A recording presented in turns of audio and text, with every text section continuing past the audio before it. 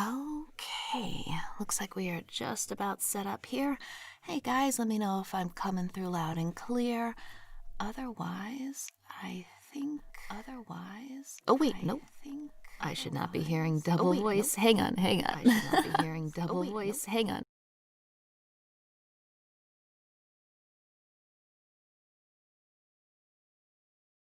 All right, there we go. That's what I get for having the YouTube version also on a different tab. Let's see.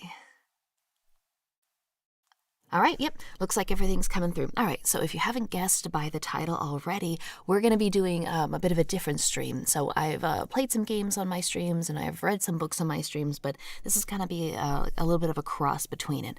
So I'm sure most of you guys are familiar with the Choose Your Own Adventure books.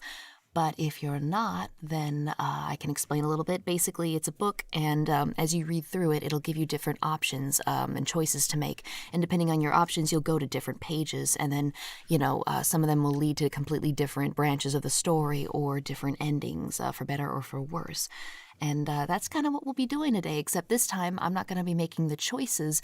I'm going to be setting up the choices via a, a poll, specifically straw poll. So whenever we get to a place where it's going to ask us to make a choice, I'll set up a straw poll, put the URL in the chat, and then you guys can just go to that URL, pick your, the choice you want to make, and then after about 30 seconds, I'll tally them up, and we'll go with the most popular choice. So, yeah, it says more than 20 different endings.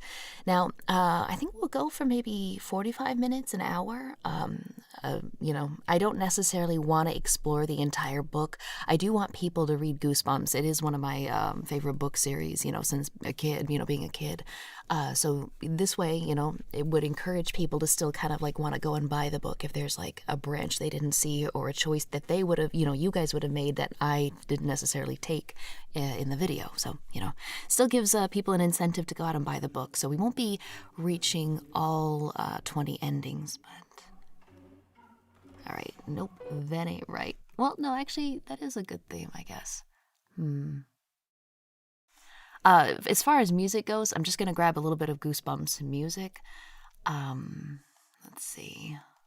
Yeah, specifically from the game, but I've also got the Horrorland Wii game soundtrack too, which had a weirdly good soundtrack for the quality of game. Anyway, how's this sound? Is this going to be... should it be louder, quieter? Because we do need to be able to hear the narration over everything else. Let's see. Let's die as quick as possible. No! Remember, we're only going to reach maybe a quarter to half of the endings. So if they're all bad and, we hit 10 endings, then, it's so sad. But we'll have to end there. Sounds good? Okay, good. In that case, let's go ahead and get started. Let's see. All right, there we go. And I do just have some distant bokeh shots. And bokeh is that, where they... I forget what it's called, but it's like a camera term where you defocus the lights and the lights become kind of big and poofy. Or, if you need glasses, that's just whatever you see when you take your glasses off, so... Okay, and it is royalty free. If you're interested in seeing who made the footage, then I do have a link in the description below. Okay.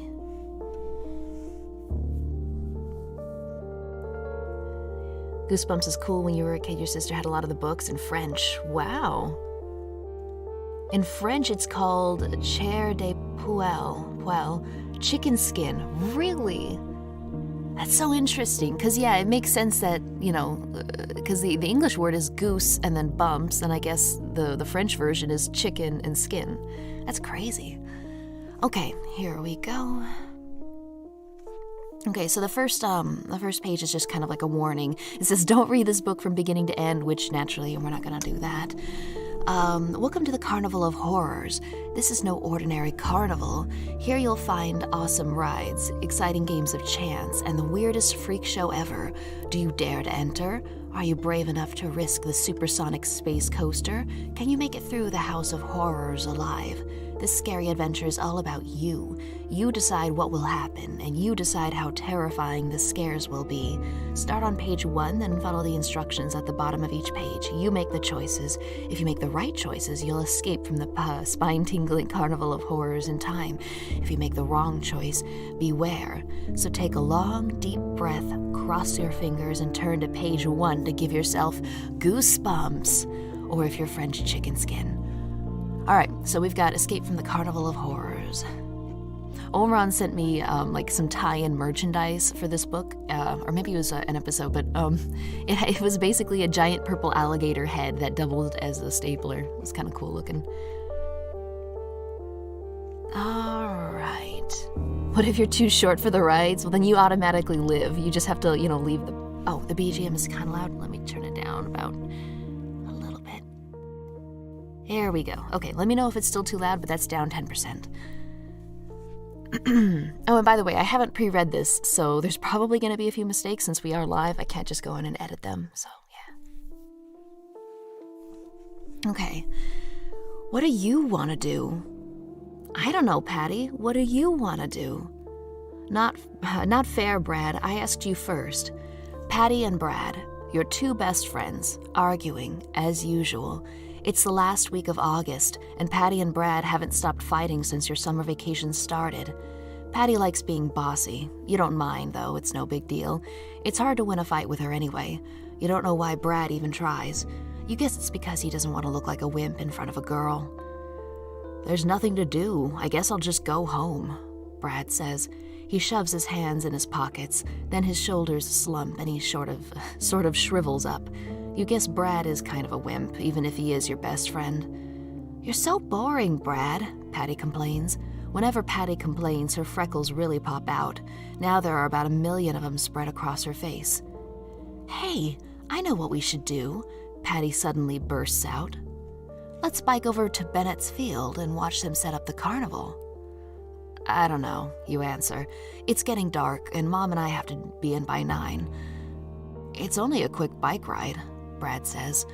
Are you some kind of wimp? Brad calling you a wimp? You can't believe it. Okay, you agree. But if it's as bad as last year, there won't be much to see. Don't you remember the main attraction? You remind them. The ride they called Terror Track? It turned out to be a baby choo-choo train that circled around and around and around. It doesn't matter what you say.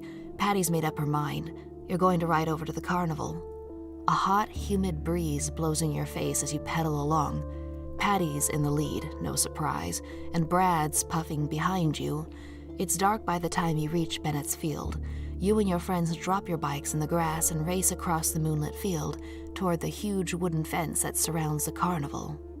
To take a closer look, turn to page 3, and there's no choice here, it's just the only one. Let's see. Oh, how's this? Wait a minute.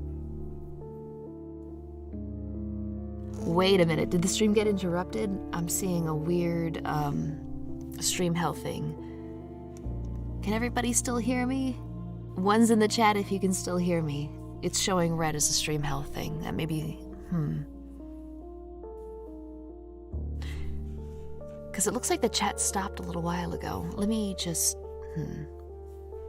Okay, I'm sorry. It wasn't the stream that was lagging, it was the chat. That was weird.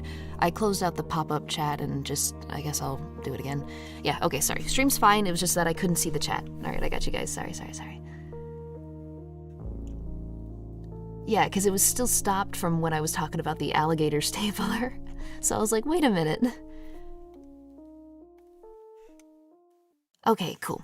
Back to punishing Brad. Yeah, exactly. Alright, as you reach the carnival entrance, you hear music coming from inside. Not the usual corny organ stuff they always play, but some really strange music. It sounds familiar and totally new at the same time. Brad stretches his neck to try and peer over the fence, but no luck. The fence is way too high. Patty jiggles the padlock on the gate. It's sealed shut. I guess we'll have to wait until tomorrow night when the carnival opens, Brad says. No way, Patty says. Let's climb the fence, now.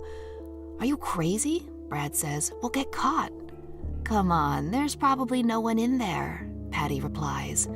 Your friends turn to you to cast the deciding vote. You glance at your watch. It's almost 9 p.m. If you're going to get home in time, you should start back now.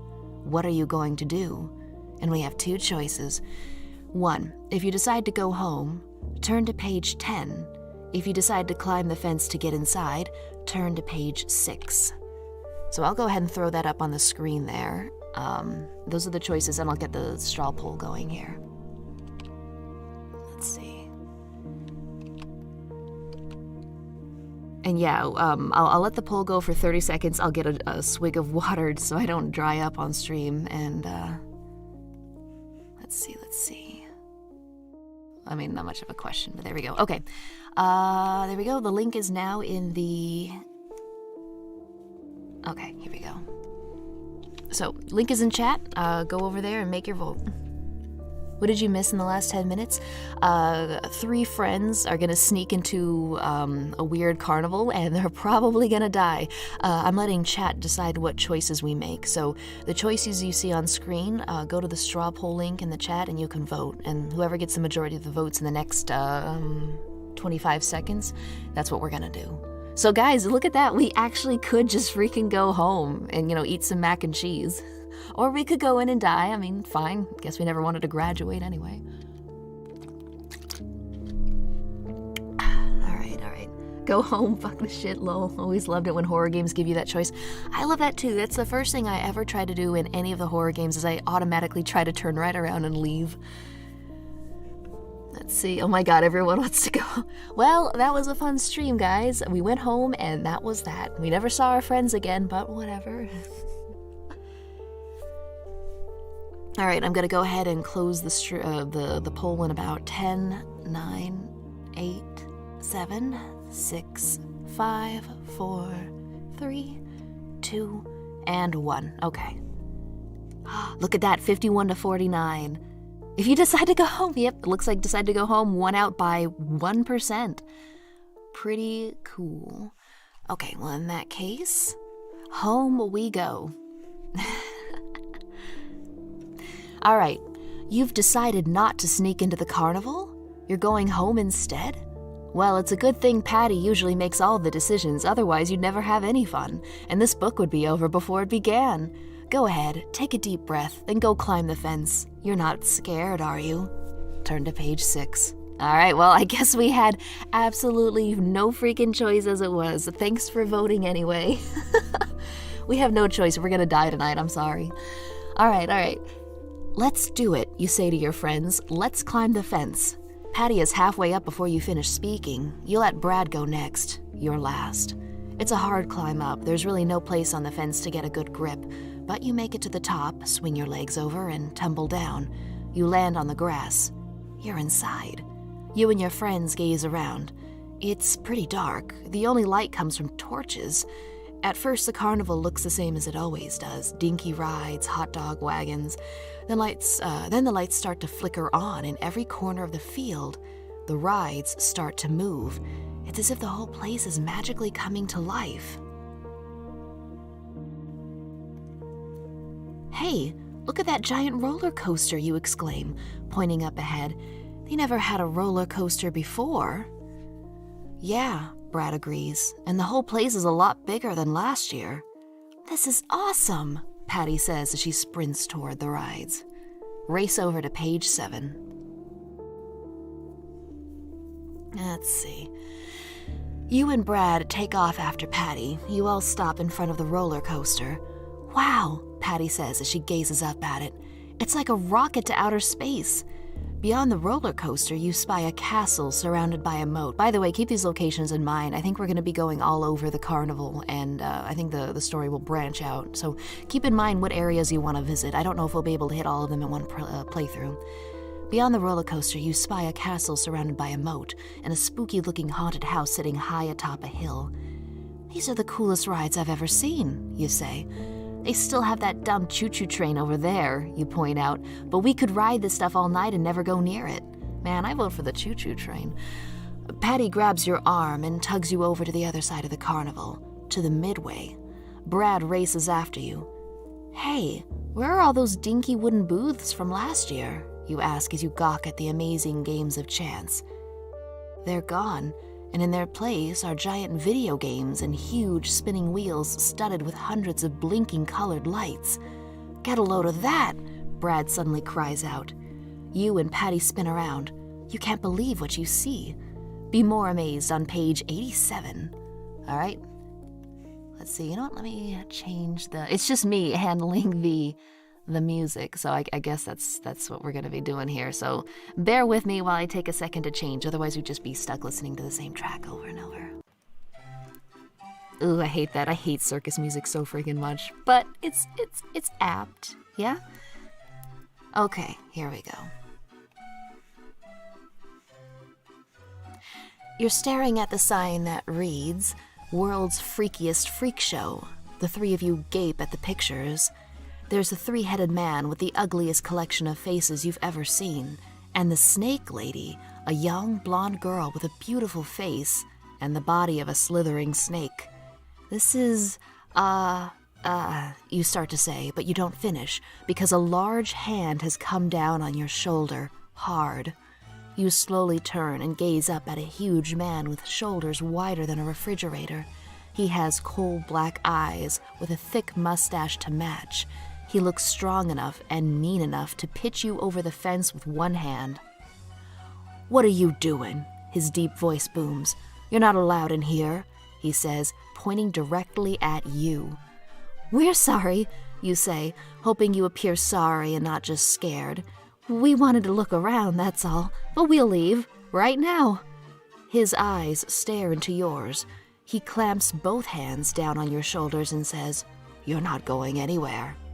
Uh-oh, quick, better turn to page 4. All right. "What do you mean?" Brad asks, trembling all over. "I just had an idea." "A great idea," the man replies. "I want you kids to stay and try out the rides before the grand opening tomorrow." Patty's eyes open wide. "Cool," she says. "Are you sure it's all right with the owner?" you ask. "I'm Big Al, the manager, and what I say around here goes."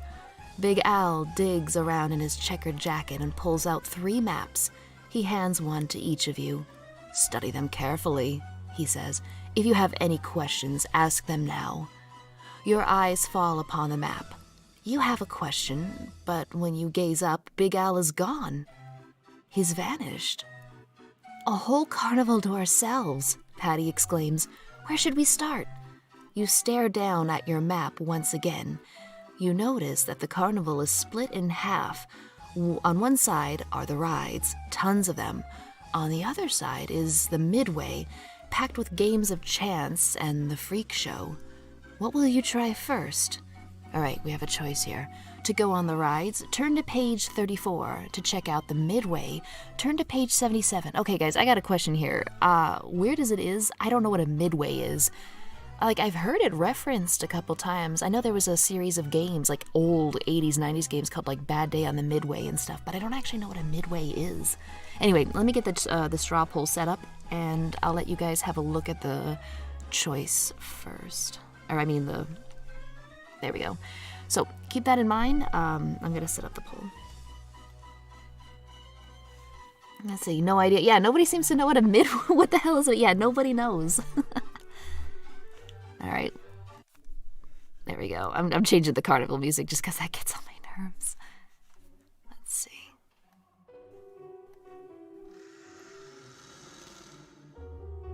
There we go. That's a nice one. Okay, new poll.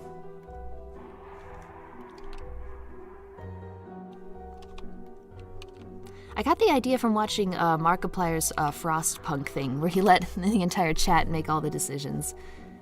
Let's see. All right, there we go. The poll is now in the chat, so if you would like to vote, you've got 30 seconds. Midway to find out. Clown music is life, needs more honks. Small heads are scared by circus music. Look, man, it's just, I don't know, it's grating a little bit. Where do I see the poll, or is it on chat? Yeah, no pencil. Right above where you just typed, you'll see Stay Calm Cursory, and then it'll say www.strawpoll. So that is now the newest poll. I'll give you guys a couple more, like 20 seconds. You just go there, you pick the one you want, you vote, and in another 20 seconds, I'll go ahead and just read the poll. Let's do a straw poll. Who wants the carnival music back? No, no. This ain't a democracy, all right? It'll come back. If we end up doing like the games or whatever, I'm sure I'll bring it back for that. We were promised a choo-choo to the rides. You must find out what midway is. My God, nobody knows. All right, I'll Google it. All right. What the frick is a midway? Okay. A midway at a fair, commonly an American fair, such as a county or state fair, is the location where carnival games, amusement rides, entertainment, dime stores, okay, so booths and stuff. Which is weird because it says, do you want to go on the rides or do you want to go to the midway? But here it says a midway has both games and rides. I'm guessing it means it's more games focused rather than rides. All right, 10 more seconds. 10. Can we play Japanese festival music? It might be better. Well, we're not going to be catching goldfish and stuff, so let's see. We should have picked the midway. Well, let's see what we won. Okay, we will... Oh, by a landslide, everyone wants to check out the midway, presumably because no one knows what a midway is. Okay, we are heading to page 77 to check out the midway. Cool. Good job, guys. Wait, how many people are voting anyway? How many people are actually... Wow, 34. Dang. Nice. At least it's not crashing the poll the way Markiplier's stream was. Okay, to check out the midway, turn to page 77.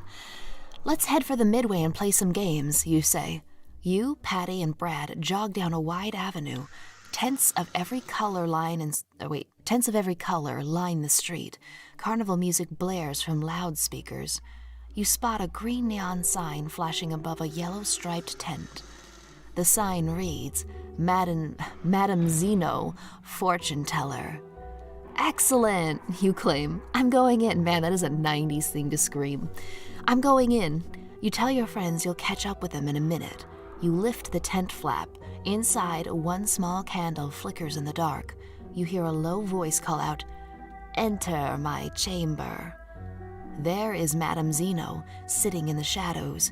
She wears a long red dress dotted with brightly colored gems. They shimmer in the candlelight. Her black hair tumbles to her shoulders as she bends over a large crystal ball. Welcome, she whispers. Then she reaches out and gently lifts your hand. Let me tell your future. To find your future, go to page 78. Okay, Madame Zeno studies your hand closely. She traces the lines in your hand with her soft fingers. I see horror in your future. In your immediate future, she warns. What kind of horror? You stammer. What do you mean? Madame Zeno releases your hand. She picks up a strange deck of cards. She spreads them out on the table. You notice the cards have pictures. A headless man, a bloody sword, a large evil eye. She gathers up all the cards and flips the deck over. Then she deals out a red card and a blue card. Turn one over, she commands. Learn your fate. Oh, we got another choice. Do we pick red or do we pick blue? All right, guys, red pill or blue pill? Let me make a straw poll for that one.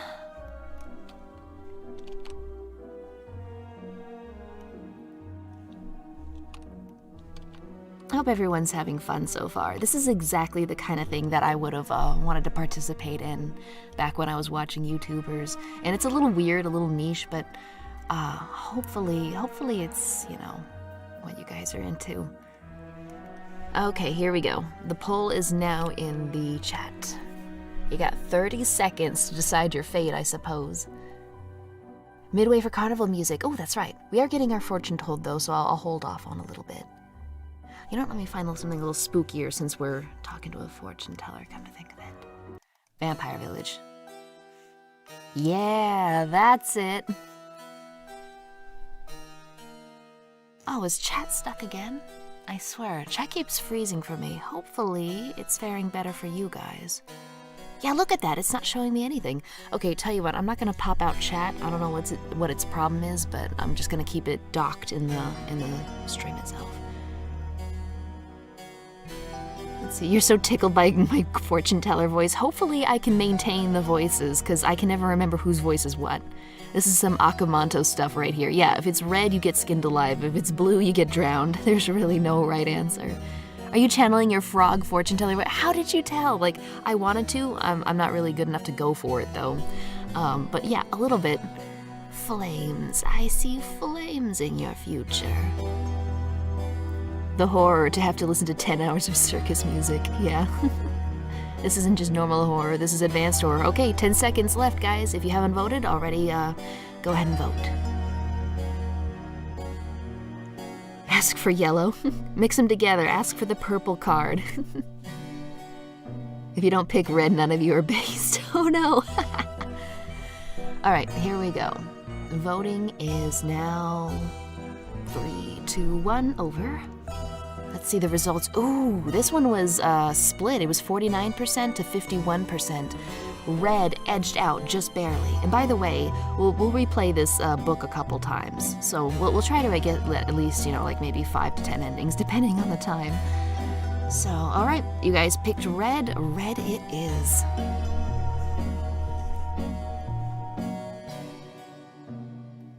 Okay, there we go.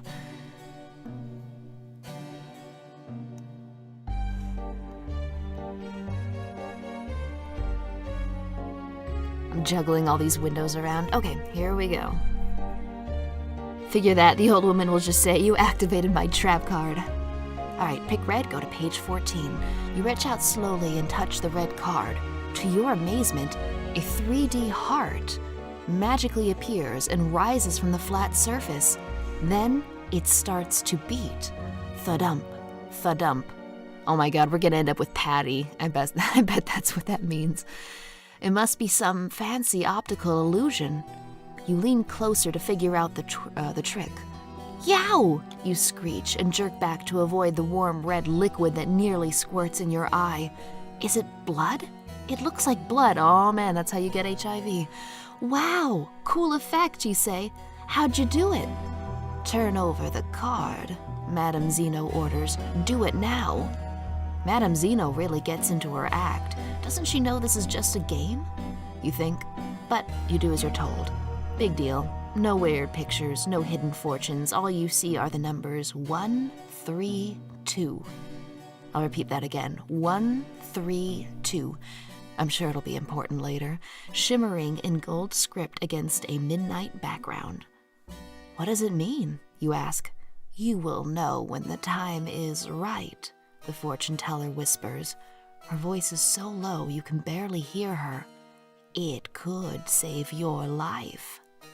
What does she mean? Turn to page 41 to find out. Let's see. What do you mean the magic number could save my life? You ask Madame Zeno, but the fortune teller doesn't answer. She stares off into space. She seems to have fallen into a deep trance. You don't really believe her. These fortune tellers are all fakes, but you memorize the number anyway. 132, 132. I picked red instead of blue. You chant to help you remember. That's actually a really good memorization trick there. Madame Zeno puts the card back in the deck. She closes her eyes and waves you away with her jeweled hand. You guess the fortune telling is over, so you leave the tent to search for Patty and Brad. You squint under the bright lights of the midway, scanning all the game booths, but you can't find them. You're trying to figure out which way to go when you spot Big Al coming closer to you. He's not alone. He's leading a large group of people. As they come closer, you hear that they're chanting something. What is it? Play or pay. Play or pay. What does that mean? Turn to page 16 to find out. Let's see. Hi, you say to Big Al. Who are all those people? He doesn't really answer your question. Welcome to the Carnival of Horrors, he says. You must play or pay. We have many games on our midway. You must play too. He practically spits the word must out. If you succeed, you can win prizes, but if you lose, you pay with your life. Boy, he's really laying it on thick, you think. But it's a pretty cool gimmick. Okay, I'll play a game.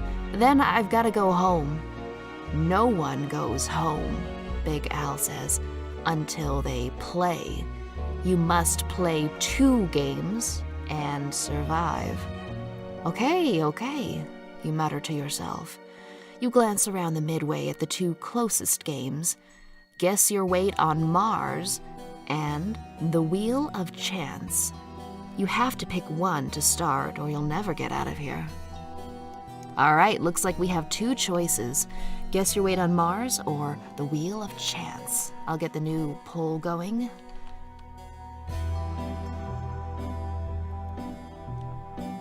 I'm so glad I opted with the PDF version of this because I can just copy and paste and select things. Otherwise, I'd have to retype everything else. Let's see. There we go. Okay. The poll is now open.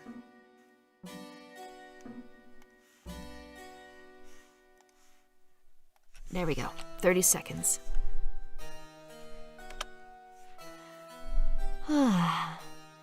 The one bad thing about reading, though, is that I don't get to look at the chat as much as I like to. You guys are making all these cool, clever jokes, and I only get to see them when I'm taking a little break.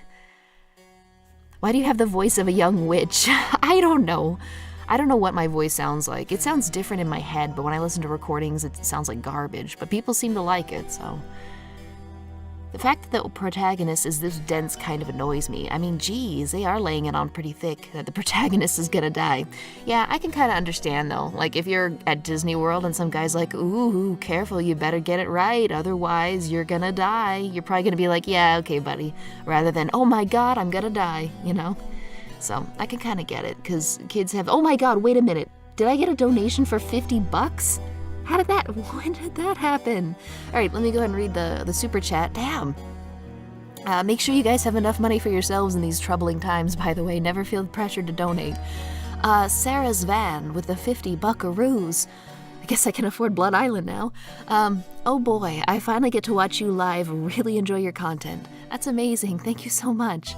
I really, really appreciate the $50. Hopefully you're having fun too. It's not everybody's cup of tea, but hey, at least we get to participate. Everybody loves it being interactive, huh? Okay, well that kind of derails me. Every time someone donates, I'm just like, panic. All right, you remind me of the calming, neutral voice of MBH. Both of you specialize in horror stories and games. People tell me I sound like other people all the time, like specifically Raven from Teen Titans a lot. I don't hear it, but I'm not familiar with MBH, though. I'll have to look them up at some point. You're always on the losing vote? Well, the good news is, it looks like most of these votes are 50-50 practically, and once we replay them, we'll try not to make the same choices again. So, Raven from That's So Raven? Yeah, exactly. No, Teen Titans. All right. 5, 4, 3, 2, 1. All right, results are in. The Wheel of Chance. People really want the Wheel of Chance. Okay, so page 8 for the Wheel of Chance. All right, now we can do the carnival music again. God help me. Great. Okay, here we go. All right, let's see. Oh, Manly Badass Hero. Yeah, I know that person. They've been around for a while now, come to think of it. I just had a bit of a stream hiccup. Hopefully that didn't cause any issues. Yeah, I've seen him around. He plays a lot of games, and he goes right through them, and he's quick. He really cranks them out. I wish I had that work ethic. All right, Wheel of Chance it is. You wander over to the Wheel of Chance and immediately notice 2 strange things. First, you read the sign on the booth. It says, Wheel of No Chance. Then you hear the barker's voice calling, Step right up, but there's no one there. No one but a green and yellow parrot. Excuse me, you say, hoping someone will answer. Is this game open? No, I'm standing by this wheel for my health, the parrot cracks. Now, do you want to spin or what? The parrot is obviously annoyed. Mammals, he mutters. Can't live with them, can't live without them. You steal a glance around. Maybe you should skip this game, but Big Al sneaks up behind you. Spin, he says. You must earn enough points to win. But how will I know if I have enough points, you ask? Spin. It's his final word. That's speciesist. I know, right? We could totally sue the park for that comment. All right, page 9. Oh, gee, okay, well, there's a picture here. All right, guys, time to study up. All right. Here's how to spin. Close your eyes and twirl your fingers over the wheel on this page. Oh God, I actually have to do this physically. Hopefully I don't break my monitor. Close your eyes, twirl your fingers around the wheel on this page, then let your finger land somewhere on the wheel. Look at the number you've landed on. Go to that page. Okay, hopefully I don't bump my mic. I closed my eyes. I didn't actually really look at the picture of the wheel, so, I mean, my eyes are closed right now. I can't see what it is. All right. That's right. It's right split in the middle. It's between Spin Again and Double or Nothing. So, oh, Double or Nothing. Okay, that's pretty good. This guy right here. Wait, I don't know if you can see my cursor. Okay, so Double or Nothing, page 19. You know what? Let me write down the page we're on. We may have to come back here. All right, page 9, wheel. When I would read these books, like I used to have them all in physical copies, I would take sticky notes and tear them into little strips and save, my place. So, yeah, good stuff. Okay, that's a perfect hole in the monitor. Practically, I did poke it with a little more force than I needed. Okay, in that case, Double or Nothing, we'll go to page 19. 19. Okay, here we go. You land on number 19. Double or nothing, double or nothing. Two voices behind you echo. You whirl around and gasp. It's a man with two heads. Congratulations, you win 10 points, one head says to you. Quit while you're ahead. Ahead, get it? Ahead, the other head adds, laughing hysterically. Shut up, head number 1 says. You shut up, head number 2 shoots back. 10 points is nothing. You better spin again, and this time it's double or nothing. You get double the points wherever you land. Which head should you listen to? Oh, we got 3 points here. Okay, if you think you don't have enough points, head back to page 9 and spin again. If you think you have enough points and you haven't played Guess Your Weight, go to page 7. Oh my god, this is complicated. Why did it get so complicated all of a sudden? Alright, well, I don't think I have any points. All I did was land on double or nothing. I technically don't have any points, so I still don't have a score yet. So I think I have to go back to page 9. I don't know if I'll do a poll on this one. If you think you have enough points, no, I don't think I have enough points, so we won't be doing the middle option. Okay, tell you what, we're going back to page 9, guys. Going back to page 9. Wait, we have 10 points?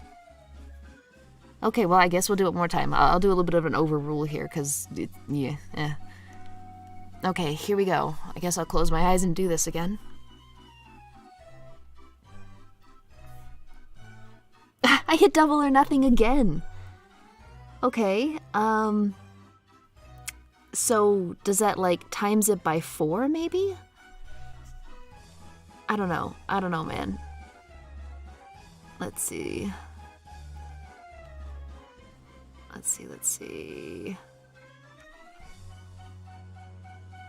Okay, yeah.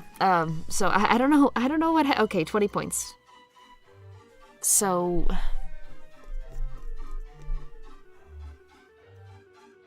All right. What do you think then? Did I start with 10 points? I mean, because the guy didn't tell us how many points we have.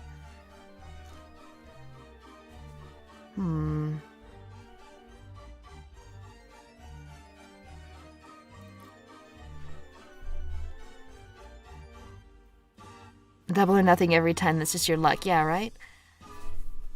Okay, so guys, how many points do we have, do you suppose? Because the first thing I hit was double or nothing, the second thing I hit was double or nothing.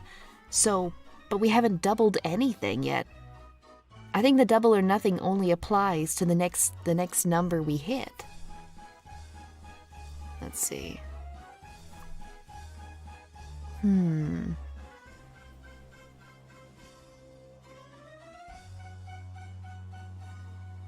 You started with 10 based on what one had said. You landed again and got double points. So 30 points. Okay, you know what? Good enough for me. 30 points. What do you guys think? Is that enough? You know what? I'll make a straw poll for that one. Sorry, the math confused me. threw a whole wrench in the works. All right.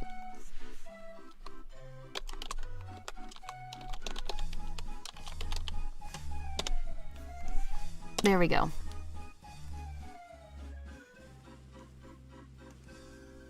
Straw poll is now in the chat.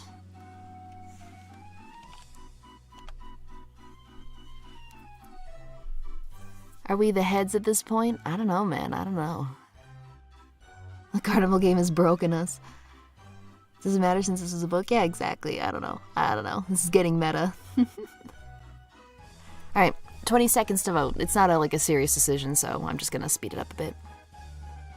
You were the one who slept during math class? No, that's the worst part. I tried to follow along, still couldn't do it. Alright, 5, 4, 3, 2, and 1. Alright, let's look at the results. Alright, most people seem to think 30 is enough with 56%. We're gonna keep going then. I mean, not keep going, but you know. Alright, double or nothing, which means I'll go to page 19.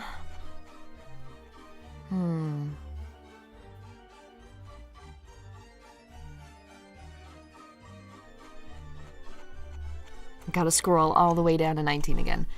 Here we go. If you think you don't have enough points, no, we do. If you think you have enough points and haven't played Guess Your Weight, go to page 72. There we go. So we haven't played Guess Your Weight, and we do think we have enough points. Alright, you step up to the Guess Your Weight on Mars booth. A woman in a space suit motions you inside a gate. You pass through and find yourself in the middle of a courtyard that looks like a miniature launching site, complete with its own rocket. Okay, we can do some space-themed kind of Goosebumps music. There we go. This is technically Mad Labs, but it does kind of have like a mad scientist sci-fi feel to it. There we go. Plus, it's a break from the carnival music. Alright, let's see. Security check, the lady says as she presses your hand onto a fake scanner. So how does this game work, you ask. I'll guess how much you weigh on Mars, she explains. Then you'll enter the planet simulation chamber and stand on the scale. If I'm stumped by more than 1 pound, up or down, you win a giant candy bar. What if you guess right? The space lady doesn't say anything at first. She just smiles, a nasty smile. Then she answers, "You lose," is all she says. Go to page 18. Oh my god, we're about to play Among Us. Space Lady's kind of sus, not gonna lie. Let's see. How fat are we as a protagonist? What if we're like Carl Weezer, basically? Alright. The Space Lady slowly circles you as she sizes you up from head to toe. I think you weigh 38 pounds. 38 pounds? Boy, are you wrong. I'm never wrong, she says, smirking. She snaps her fingers and 2 enormous guards appear. They each take one of your arms and drag you out of the courtyard. I don't weigh 38 pounds, you yell. But then you remember, it isn't your weight on Earth that matters. It's your weight on Mars. Do you weigh 38 pounds on Mars? You'd better find out quickly because something tells you that what Big Al said about having to survive might be true. Weigh in on page 134. Well, how does it work? I mean, Let's see, I thought we got heavier on certain planets. I used to have a Magic School Bus game where you would actually get to go to different planets, and it was like a platformer, but because, gravity is different on each of the planets, sometimes you would be super lightweight, sometimes you would be super heavy. Oh, I had to play that game for the channel one of these days. I know on the moon you're lighter, but isn't it like on Venus or Saturn or Mars or something? I'm pretty sure Mars you're heavier, aren't you? Mars is 38% of Earth's gravity. So does that mean we only weigh about 40% of what we normally would? Guess we'll find out. You've got to figure out what you weigh on Mars, fast. Ooh, here, we've got math, guys. Get ready. Now, this is like elementary school math, so it might be too difficult for me. Probably not for you guys, though. You've got to figure out what you weigh on Mars, fast. But how? You're about to give up when you notice a flashing sign. It reads, "The gravity on Mars is almost 40% of what it is on Earth." Okay, now you can figure it out. I mean, I don't have a formula. I don't think I can. Multiply your real Earth weight by 4. Now, drop off the last digit. For example, if you weigh 90 pounds, 90 times 4 equals 360. Dropping out the last digit, you get 36 for your weight on Mars. If you don't want to do the math, you can leave it to luck. Just guess. Wait, so am I actually doing my own weight, or am I doing the kids? Wait, so, for instance, should I actually use the kid's weight? If this kid weighs 90 pounds, then I'll do him? Looks like everybody in chat's having just as poor luck. Let's see. They accounted for it in the game. Okay. Well, you know what? Time for some math. God help me. I did not sign up for math. Where's my notebook? Oh no, where is it? I put it somewhere, but I don't know where. I do not have my notebook. I'll just have to do it in my head. Okay. Let's see. Ezra weight reveal. I guess I could. Doesn't matter. I've lost a ton of weight during quarantine anyway. Alright, let me just type it out on a notepad. Okay.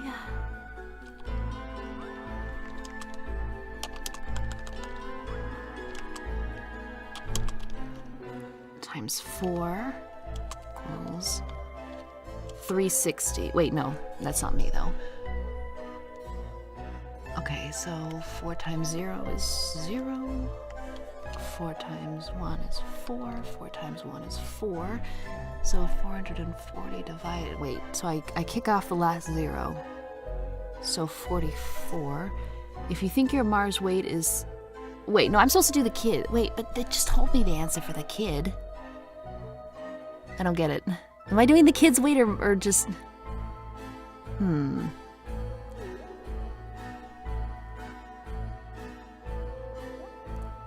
It's confusing listening to this. Yeah, sorry about this. It's math, man. I don't know what to tell you.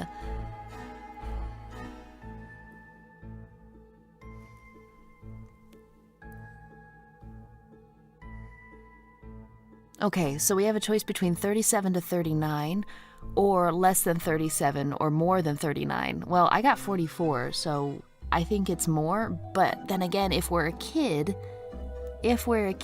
then odds are we're gonna weigh less, right? Like, for instance, how much does an elementary schooler weigh? Or, I mean, maybe they're teens. For the example it gave us was 36. So the right answer is probably the first option, yeah? It says your real Earth weight. No one knows maths. What's your weight, Ezra? On Mars, it's 44, apparently. If you want to really know, I guess you could, probably go backwards through the math. Okay, fuck it. We're gonna pretend we're the kid, right? And it just gave us the thing, right? So, 36, right? 36 is between 37 and 39. Let me write this page number down. If we die to this, I'm not going to count it because I don't understand what it's asking of me. Am I the kid or is it me? I mean, we're supposed to be kids reading this anyway, so. Okay. All right, will we be using the kids thing? All right, so we're going to do page 53, I guess. Sorry about that. I keep getting hung up on the math ones. Okay. Oh no, you think the space lady guessed right. Now what's gonna happen? The two guards shove you into the space chamber. It's a clear, narrow tube that rises farther up than you can see. As the door slams shut behind you, one of the guards barks, "Get on the scale." You step up on the scale, and it shows just how right the space lady's guess was. You press the chamber door release, but it's stuck. You try again. It doesn't budge. Maybe it's locked from the outside. "Hey, I can't get out," you yell to the guards, but they simply wave. "Hey, let me out." Now you're mad. "Let me out." All at once, the room starts to shake and rattle. The thrust of powerful rocket engines echoes in your ears. It sounds as if you're being launched into space. But that's impossible, isn't it? Go to page 40. Uh-oh, guys, I got a bad feeling about this one. 5, 4, 3, 2, 1. "We have liftoff," a mechanical voice announces. To your horror, the rocket blasts off. You're slammed against the side of the capsule with hurricane force. Seconds later, you've left Earth's atmosphere. A recorded message comes on. "Congratulations, you are the perfect weight for our Mars Explorer. We'll be monitoring your trip and will bring you back in approximately 20 years. With a plus or minus 10 margin, with a plus or minus 10-year margin of error in case something goes wrong. But do not worry, nothing can go wrong. Go wrong, go wrong." The end. Well, goddammit, that's what I get for doing the math right, I suppose. All right. So, that's a bad ending, but I'm not going to count it because, we did the math right. I don't get what the whole point of that even was. Glad I wrote down the page number. Oh my god, I didn't write down the page number, no! Alright, hang on. Last we were at page 30, I think. No, we weren't. We weren't on page 30. What am I doing? I didn't write down anything. Wait, 134. No, I think we were on 134. Let's try that.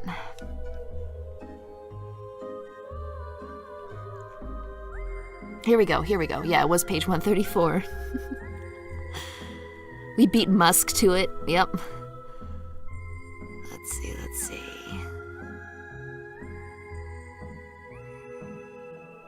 Okay, so if you think your Mars weight is less than 37 or more than 39, go to page 22. Technically it was, but I thought I was supposed to be this kid, so whatever.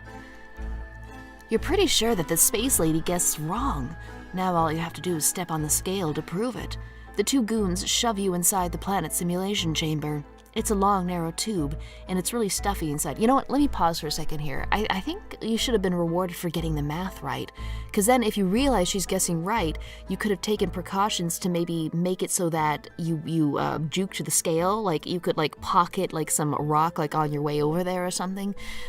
So that solving the math problem right gave you ample time to prepare. Whereas if you solved it wrong, it would punish you by not having time to, mess with the scale at all, and then you'd get sent to Mars.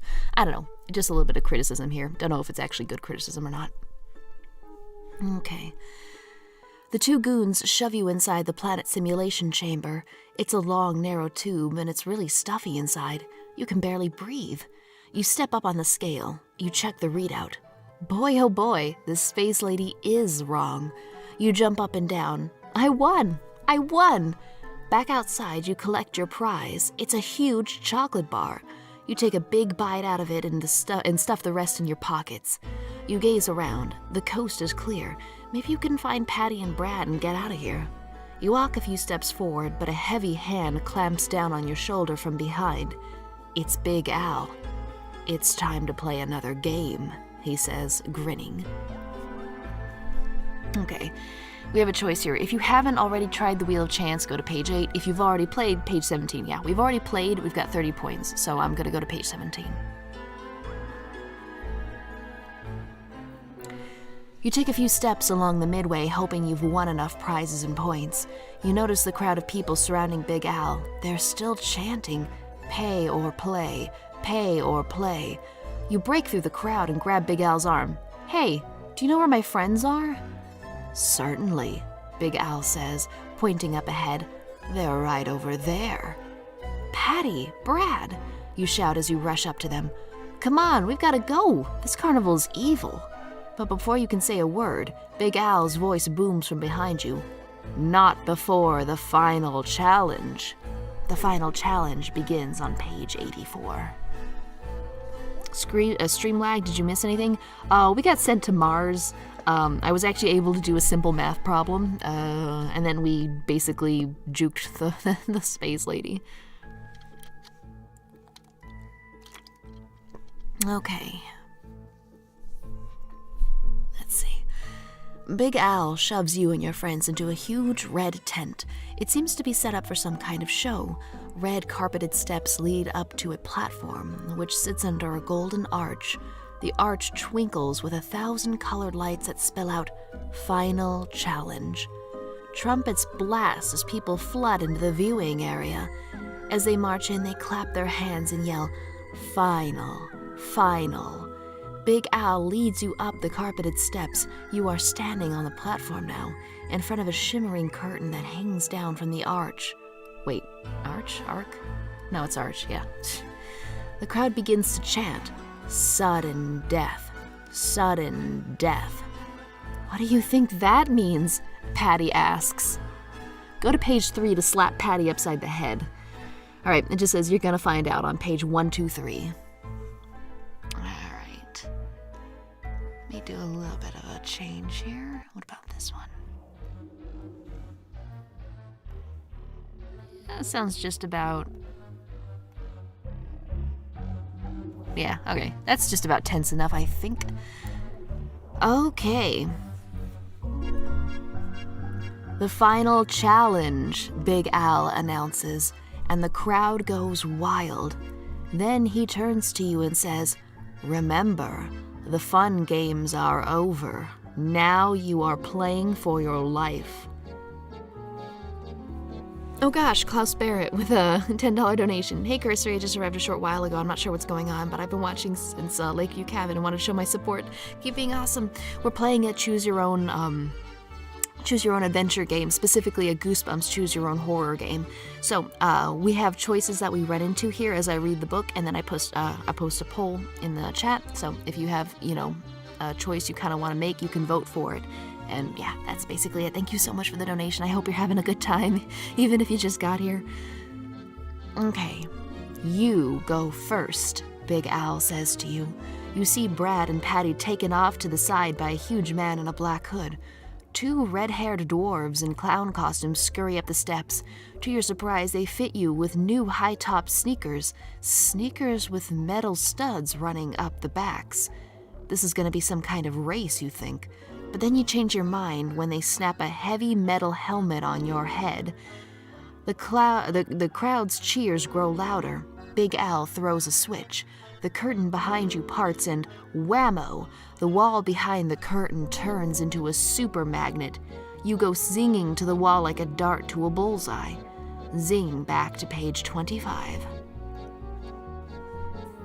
Seconds later, your head and the back of your feet slam into the wall. You're hanging upside down in the middle of a gigantic magnetic wheel. Are you ready for the final challenge? Big Al asks. Of course not, you say. Let me down. We'll let you down, but not until you face the final challenge. One spin will decide your fate. If you win, you go. If you lose, you stay here forever. What will be your fate? Big Al approaches the wheel. Brad and Patty are holding on to each other. Your heart is pounding. Your hands are sweating. This is it, one spin. He gives the wheel, with you on it, a hard turn. Where will it stop? Guess.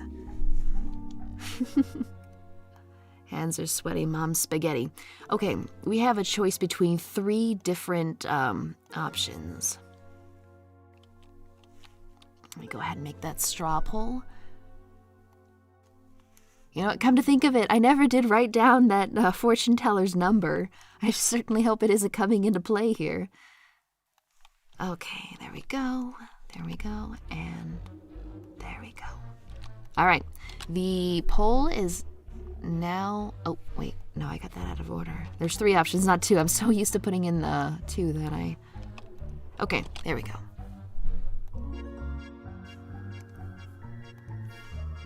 All right, we're gonna have 30 seconds for this guy.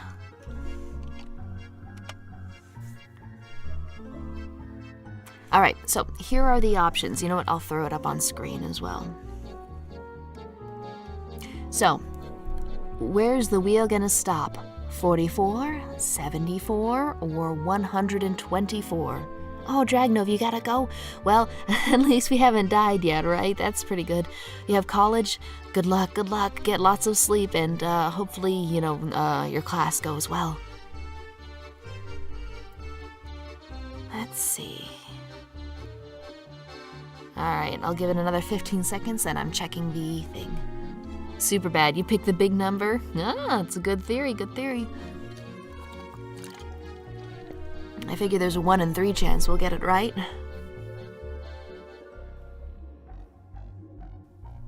Oh, 132 is the number the fortune lady had. Interesting. All right, thanks for reminding me. We'll have to remember that. Oh, by the way, some of you guys have sent me DMs and stuff and left comments. I haven't responded to them yet. I'm meaning to get to them. Sorry about that. Let's see. Okay, the poll is 5, 4, 3, 2, 1, and tallying up. Boy, a lot of people went for the biggest number, 124. Okay, 124 it is.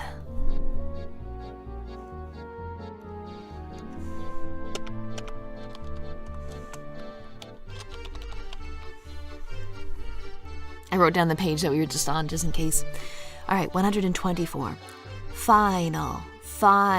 You hear the crowd yelling as you spin round and round. You're getting dizzy, really dizzy, so dizzy that you faint. Your eyes flutter open on page 112. Yow! Someone splashes cold water in your face. Your eyes open. Come on, wake up, it's almost showtime. Well, that wasn't very raspy. Come on, wake up, it's almost showtime, a raspy voice says. Showtime, you say, gazing into the eyes of the dwarf. What show? The freak show. You are the amazing Siamese triplets. You glance around and see Patty on one side of you and Brad on the other. You try to pull away from them, but you can't. We're stuck together with some kind of glue, Patty says. It isn't glue, Brad argues. Is too. Is not. Well, whatever it is, you are stuck between your arguing friends for a long, long time. Like, forever. And here's something you can't argue about. This really is the end. Worst fucking ending. No! Okay, let's go ahead and... I guess that's the official ending we got. I mean, if you don't count the blasted off into space thing. Alright, I'm glad I wrote down the page number there. Alright, let's try that again, guys. Actually, I can just go off of the second most voted for number, which is 74. Alright, let's go to 74 then. We got possibly the worst ending. I would consider that ending worse than being dead, honestly. Alright. 74 it is. There we go. Round and round you go. The world is a blur of colors. You can hear the crowd screaming, "Final, final," and the wheel stops. Ah, the crowd gasps. What does it mean? You win, Big Al says. Now come this way to collect your prize and go home. Seems a little good to be true, to be honest. Let's see. Turn to page 131. Sucker! You didn't really think you could get out of this easily, did you? Check out the title of this book. Escape from the Carnival of Horrors. Horrors? You need to face a lot more horrors, and then maybe you'll escape. Quick, turn to page 116. Elron's vote was correct. Hype? Yeah, see, we just gotta listen to Elron. He knows what's up. Zap! Big Al throws a switch, and the magnet shuts off. You come flying down to Earth, right where Brad and Patty are waiting. I played your dumb game. Now let us go. You you tell Big Al. Big Al doesn't answer, but the crowd does. Sudden death, sudden death, sudden death. The crowd surges toward you. They are not friendly. They back you up against a wall. You're trapped. Trapped by a mob. You reach into your pocket, hoping to find something that might help you, something to save you. If you want a can of monster blood, go to page 97. If you don't have the monster blood, run to page 27. I got a bad feeling about this, guys. The crowd is closing in. Your pockets are empty. You have nothing to defend yourself with, so you run. You spot a crack in the wall next to the wheel. It's small, too small for an adult to squeeze through, but you can probably make it. Follow me, you yell out to Patty and Brad as you squeeze through the opening. It leads to a backstage area, and then to the flap of another tent. You can hear the crowd behind you, trying to follow you through the crack. Come on, we can slip under this tent, you say. For once, no one argues with you. The three of you duck in and find yourself surrounded by another crowd. They are all seated in chairs, and they don't move. They just stare at you with glassy eyes. Yeah, we got a candy bar, but we don't got monster blood. Turn to page 55. They're dummies, that's why they don't move. They've gotta be in here somewhere, you hear Big Al's voice boom outside the tent. Hey, this dummy looks just like the one in that Goosebumps book, Patty says. You mean Night of the Living Dummy? Brad asks. Oh my god, it's Slappy. Get out of there, get out of there. You mean Night of the Living Dummy? Brad asks. Great, you think. Your friends are chatting about books minutes before you're about to be attacked by a mob. Then you get an idea. Remember those magic words that brought the dummy to life in that book? You ask your friends. Maybe we can bring this guy to life and he'll help us. He was pretty tough. Oh my god, we're bringing Slappy into the fucking book. No. Your friends agree, it's worth a try.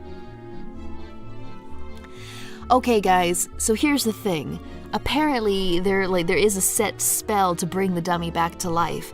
You have to choose what one of them is. But here's the thing, I actually have no idea what the words are, which is weird because Slappy's one of my favorite characters in Goosebumps, and you'd think I know, but clearly I have dropped the book here. Oh, someone knows. Okay, so Bloodmark Mentor says Kalu, Kala, I forget the last word. Well, it gives us an option. We have to choose between these two. Which one do you think it is? Oh my god, I didn't even look at it. It's clearly not Oompa Loompa Dummy Dupa. You're right. You had it pretty close there. Let's see. Why is bringing a dummy to life the logical plan? I don't know, man. Logic has no place in here. Klaatu, Varada, Niktu.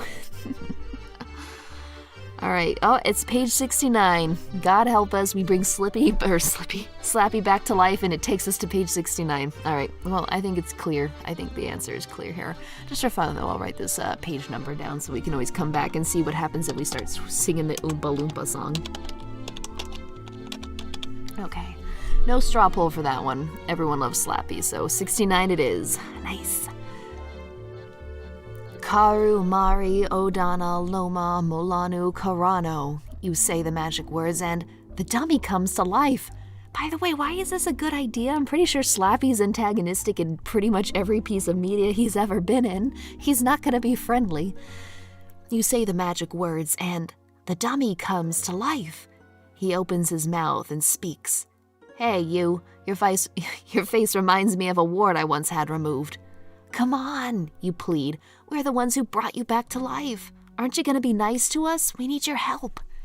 I'm sorry, the dummy says. I'm sorry you're so ugly. Then he laughs at his own lame joke. You stare at him, and his face grows serious. You brought me to life, he says slowly, but now you are my slaves. Forever until the end. Wait. This isn't the way this is supposed to end. Quick, you have one last chance. If the fortune teller told you a secret number, go to that page now. Okay, well, I guess, yeah, see, why was bringing Slappy to life a good idea? By the way, speaking of which, there's a movie I found. It stars that guy who played in Silence... No, was it Silence of the Lambs?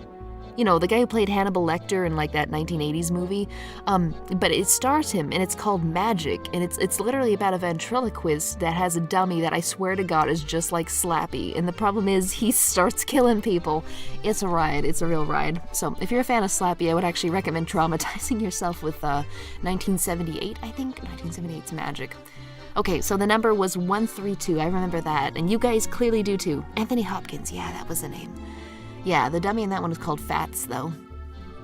Apparently Anthony Hopkins also voiced Fats, and he did an excellent job, in my opinion. All right, 132. Lucky us.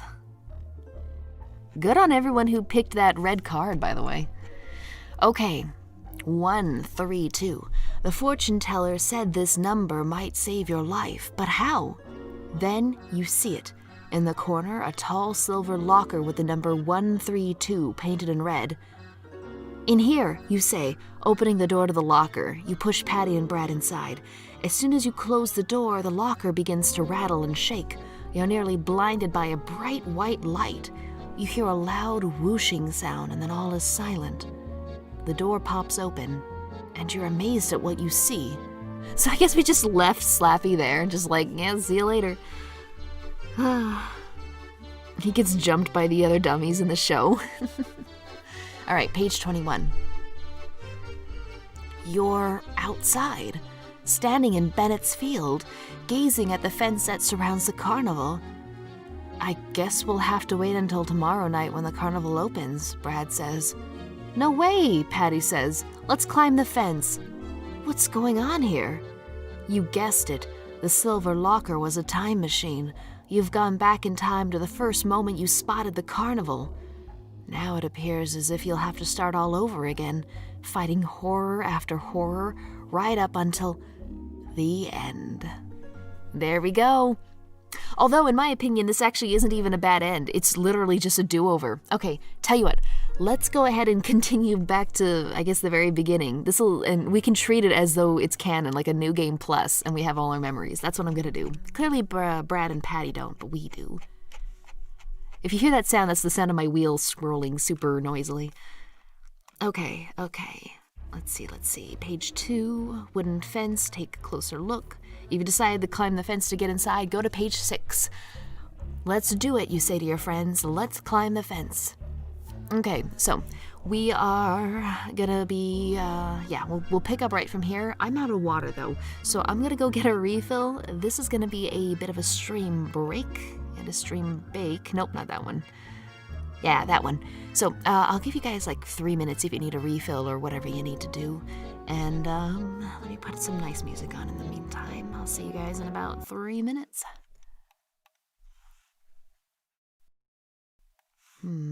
That's a good one. What's a good one? Oh, here we go. This is a good one, I think.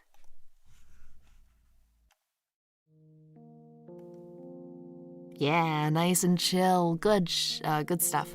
Okay, I'll see you guys in about 3 minutes, and hopefully we will. Man, we still haven't gotten a good ending, by the way.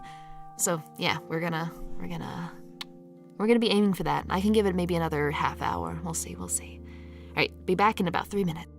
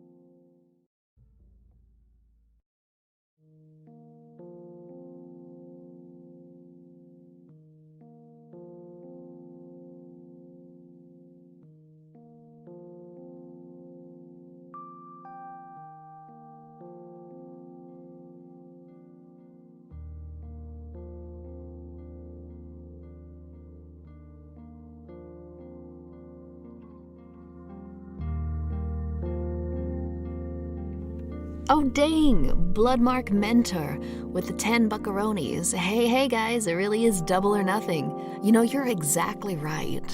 We still got like another minute left of break, by the way, so no rush. But yeah, it really is double or nothing, because that wasn't a bad end. It literally, canonically, put us back at the beginning. You know, we're not dead, we're not starting over, we're not on Mars. So that's pretty eerie. That's pretty cool. All right, so let's see. Now, we do have a bit of a... Well, you know what? I'll just take us through the same questions again, and if you decide to... Now, because here's where it gets tricky playing these choose-your-own-adventure games. It's not as simple as just picking different choices now, because there are some branches you can only get to if you pick the same, like, 2 choices and then pick a different third choice, you know what I mean? So... I guess well, get ready to vote more, I guess, on the questions. By the way, as for the footage I use, like, you notice there was, like, the footage that was going before the stream break screen came on. There was footage of just kind of like a lot of brightly colored lights. I did that because, you know, I couldn't really find free footage of a carnival. You know, I wanted to have, like, something moving, and that's all I could find. Does it kind of convey being in a carnival at night, being surrounded by brightly colored lights, or is it just annoying? I mean, how's that working out for everybody, by the way? I mean, that's what I was going for, but I don't know if that always translates. See, are we ever going to do this again with a different book? This has been really fun. I really want to. In fact, I'm thinking of getting Blood Island. I don't know too much about it, but I did see a review where someone complained about how gory it was, and I was like, oh yeah, that's exactly what I'm looking for. So I think we should. I mean, it's October, right? We should have these kinds of streams. And I think these kinds of books are really suited for streaming because it gives you guys a chance to sort of play with everybody else. So, yeah. It looked nice, it was chill. Okay, good. It's more parking lot-esque. Well, you know, it's extremely bright parking lot. You voted for that, but you blue-balled us. Well, I already had the PDF of Carnival of Horrors. I technically own this in hard copy, but I really wanted a PDF for the easy hyperlinks to different, you know, pages and stuff. Blood Island's gonna take like a week to get here, so I would have, you know, yeah, so... Besides, Goosebumps is a good beginner's choose-your-own-path. Dude, I got a crazy one. I got one that, like, is a night shift at a hospital that has, like, how many words was it? It was, like, over 50,000 words, and it was just crazy. They actually describe it as a game book, where, I guess it's similar to those books you could kind of, like, play with yourself, where you would roll a die, depending on, you know, things, and use that to progress through the book. But it's crazy involved and detailed, and I kind of wanted to start with that because it was clearly more adult-oriented. But I was like, no, this is the first one, so let's go with Goosebumps. Gold standard, tried and true, beloved, you know. Let's see, okay, well, I'd say break is just about over. We still technically have not died yet, so let's try to keep that from happening, yeah? Oh wait, no, that ain't right. Yeah, that's right, okay.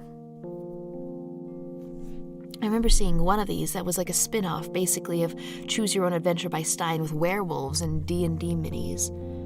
You know, Goosebumps has a couple of these, actually. It's called Choose Your Own Goosebumps. I looked at a couple before I settled on Escape from the Carnival.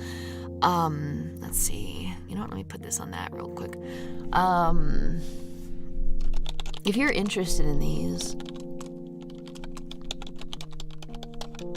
Yeah, I think they're called Choose Your Own Goosebumps. Horrorland. They actually have one for Horrorland, I think.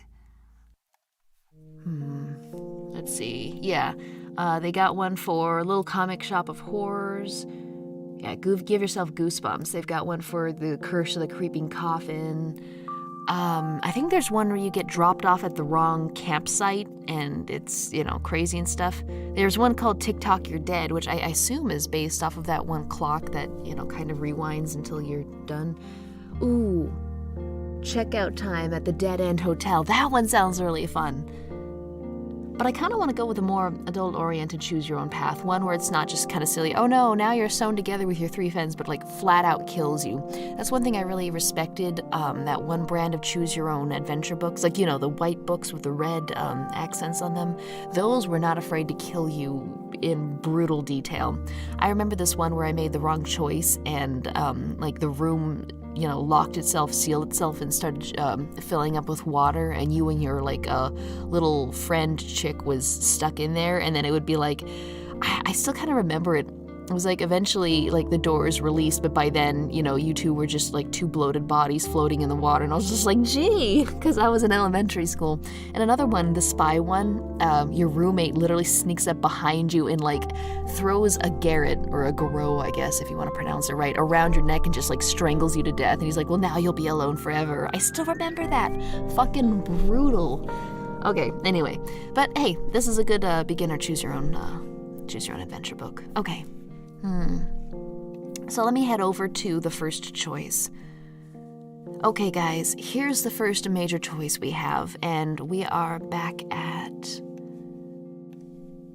this one. So to check on the rides, turn to page 34, or to go back to the Midway 77. We did the Midway last time, but there's clearly still a lot of choices we didn't completely go through on the Midway. So it's your guys' choice if you want to try going for the rides or otherwise. Let's see. Okay, I'll have the poll ready in about 10 seconds. Oh, and I gotta change the music. This is a little too chill for in the middle of a carnival.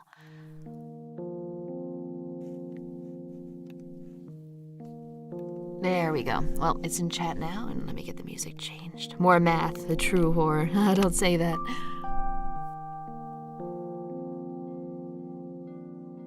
Bruh, the saddest story you ever read was in 2nd grade elementary school. Books are hardcore. What was it? Fern Gulf, Fern Valley, whatever. The ones with the 2 raccoon hounds. That one messed a lot of people up.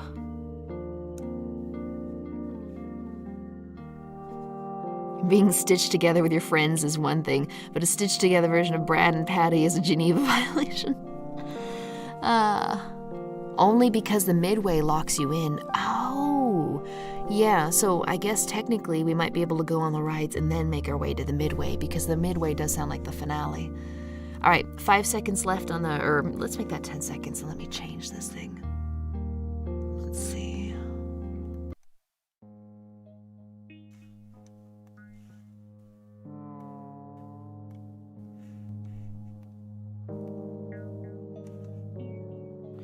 You remember Desperation by Stephen King when you were a kid. It was all right. Yeah, I read a lot of Stephen King books as a kid too. God, they were boring. I mean, he's a good writer, but the problem is you can cut out like 2/3 of his book and absolutely lose nothing. That's why I think I like so many of his I think personally that so many of his adaptations are good as movies because they just trim a lot of the fat off. That guy would take like 5 pages to just describe the ivy on the walls of this one dumpy house that you go to. Same thing with Neil Gaiman. I thought I'd read the book Stardust because I really like Stardust the movie, but God, it was a waste of time. And I mean, I think he meant it to kind of be that way, like he wanted to subvert a lot of the tropes. But I think that's a problem a lot of people who try to subvert tropes run into, because having an interesting story is a trope as well. Don't try to subvert that, please. All right. Wow, Class Barrett with $5. If you're looking for a more mature choose-your-own-adventure book, might I recommend Death Trap Dungeon by Ian Livingstone. It incorporates dice and stuff as well. That's interesting, absolutely. Let me go ahead and save that. Yeah, we'll have to try that. There we go. Thank you for the recommendation. All right. Okay. So, poll is now over. What do we got? All right, everyone wants to try the rides out this time. So, page 34. Oh, wait, hang on. I think I got my headphones on backwards somehow. How do I manage to do that? Weird. All right, rides it is. Let's go on the rides first, you say. That roller coaster looked awesome. Okay, Patty agrees. Over this way, she yells as she charges over to it. When you reach the rides, you can only stare in amazement. These are the most fantastic rides you've ever seen. The towering roller coaster, the soaring speedboats, the twisty slides. Everyone is in motion, whizzing, whirling, doing loop-the-loops, and they're all empty. No riders, no people in line. Cool, Patty exclaims. We have the whole place to ourselves. Brad's face turns a little green as his gaze swings from the supersonic space coaster to the Doom slide. Do you think they have rides that don't go upside down? He asks. Come on, let's check out the coaster, Patty calls to you and Brad. Then they run off to its starting gate. You stop and crane your neck to gaze up at the coaster's first hill, and you gasp. Quick, go to page 47. All right, we'll have to change the music, I think. Yeah, that's good. Smooth, too. All right, here we go. Let's see. The tracks stretch up so high that they seem to touch the clouds. Your gaze follows one of the cars speeding around a sharp curve. It looks like the space shuttle. You notice that it has a safety harness that locks over your body. You've seen those before. They keep you in when the ride turns upside down. You didn't want to admit it before, but like Brad, riding upside down is not your favorite thing. Still, the coaster does look amazing. One part enters a tunnel, and you can see that the cars go fast, really fast. You're just about to walk through the space coaster gate when you hear spooky organ music coming from behind you. You turn around. Looming in the distance is a dark and creepy haunted house. You gaze down at your map. It's called the House of Horrors. You love haunted houses, and this one looks really scary. Now you're not sure what to do. You won't have time for everything. The coaster or the haunted house? Decide now. All right, we got some options here. I'll go ahead and throw that up on the screen.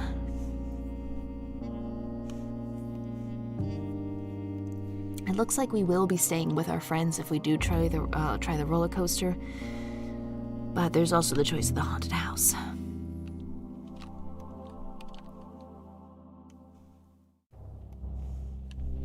There we go. Poll is now ready and in the chat. Let's see.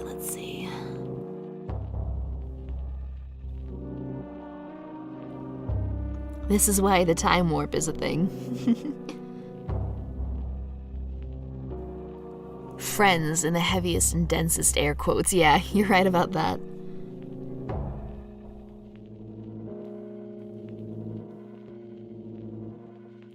All right, I'll give it about another 15 seconds.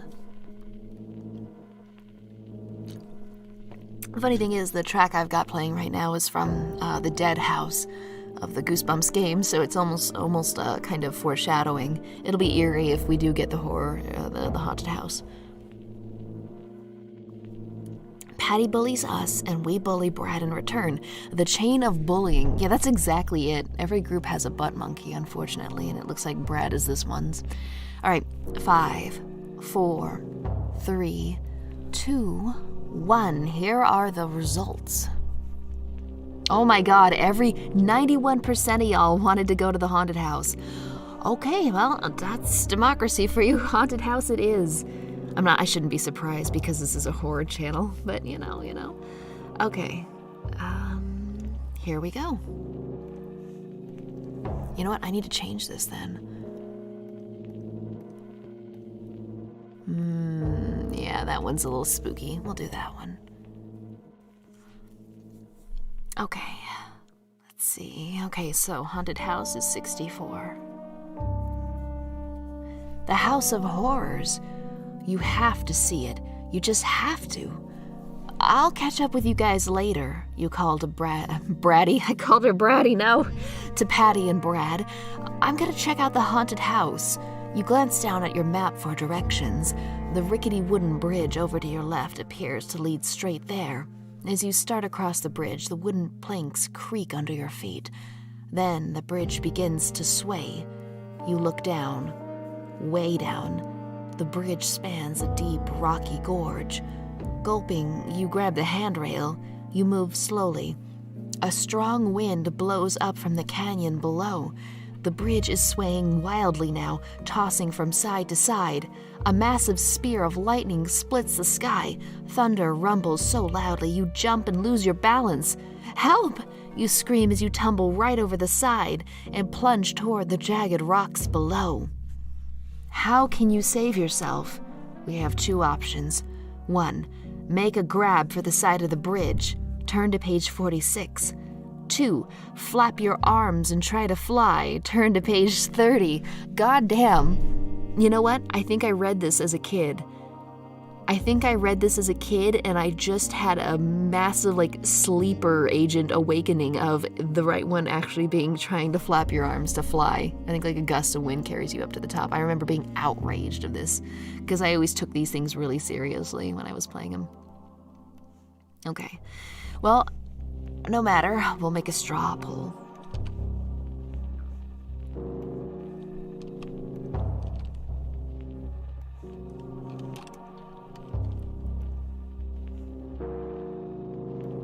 Okay, here we go. Poll is now in the chat. Oh my god, everyone wants to fly. Fly it is. Steins could write a whole separate book from where you have to stop everyone from becoming clones of Brad. Yeah, pretty much. Fly, you fools. Indeed. Do we even need to vote? I think it's pretty obvious the logical option is to fly. Yeah, Leo, pretty much. We all fly down here. Alright. 10, 9, 8, 7, 6, 5, 4, 3, 2, 1. And the results are... Oh my god, everyone wanted to fly. Alright, here we go. Flap your arms and try to fly. Turn to page 30. You're falling. You can't think of anything else to do, so you start flapping your arms like a bird. At that moment, a huge gust of air, my god, I was right, I did read this as a kid, shoots up from under you and blows you back onto the bridge. Breathing hard, you run the rest of the way across the rickety span. When you reach the safety of the other side, you glance back and gasp. The bridge and the midway beyond it have vanished. Only a black void remains. Wow, awesome special effects, you cry out loud. But was your fall part of the special effects too? It didn't feel like it. You spin around to face the House of Horrors. Up close, it appears really, really creepy. Cobwebs drip down from its roof and an eerie yellow light glows inside. Cool. Next to the house, you spot a sign that reads, "Boat Trip to Nowhere." There are amazing speedboats you can drive yourself. Which should you try first? Want to try the Boat Trip to Nowhere? Page 88. Ready for the House of Horrors? Page 66. I remember a part that's coming up, and that and the Mars Thing are basically the only things that I really remember from this thing. It's weird. I read so many of these books as a kid, it makes sense that I can't, really distinguish, but still, it's spooky to have, just one kind of emerge from your memories. All right, the poll is ready. And there we go.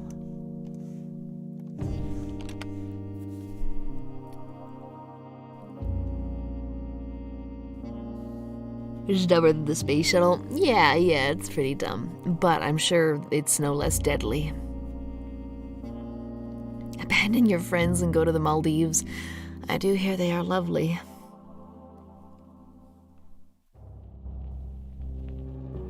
It's the unnatural cool after nearly falling to death for you. Yeah. This kid is a scary thing all on his own.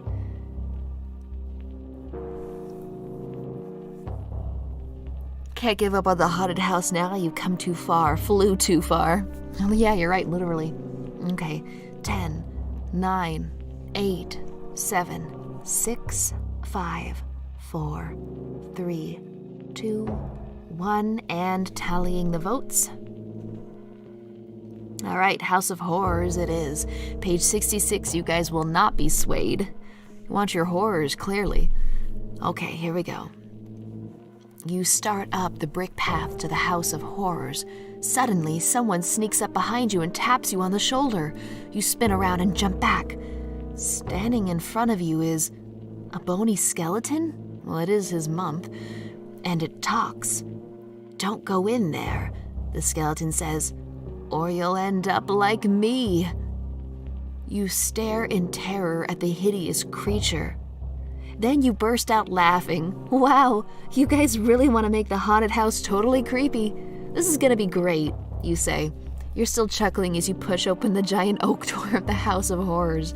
It swings back with a long, loud creak. My God, this kid is a jackass. That poor skeleton. Tell you what, let's just take the skeleton and leave. You step inside and find yourself in a narrow hallway. The door slams shut behind you and the hall turns darker than a starless night. I can't even see my hands, you exclaim. You stumble ahead slowly, pressing your palms against the walls to guide you. When will this tunnel end?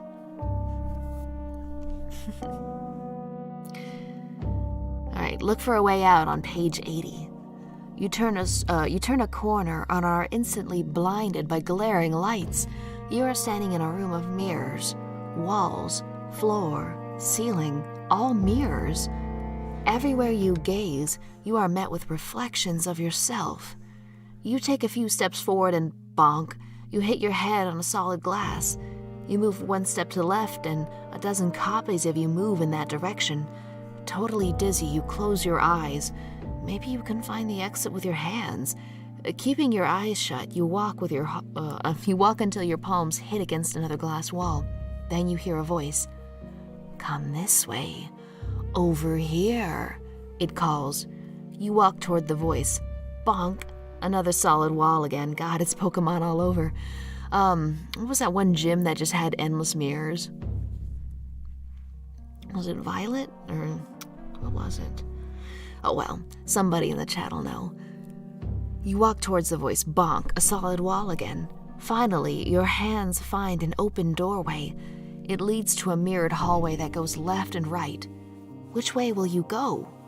If you decide to turn right, go to page 29. If you decide to go left, go to page 118. Alright, so it didn't really give us much of a difference in which way was which. I kind of like it when they do that, when they're just like, they don't just say, hey, left or right. They say, well, you could go left. It looks like there's a breeze coming from there. Or you could go right. It looks like there's a flickering light down that way. You know, just kind of giving you cues to go off of. Survival, instincts and stuff. Okay, the poll is now in the chat.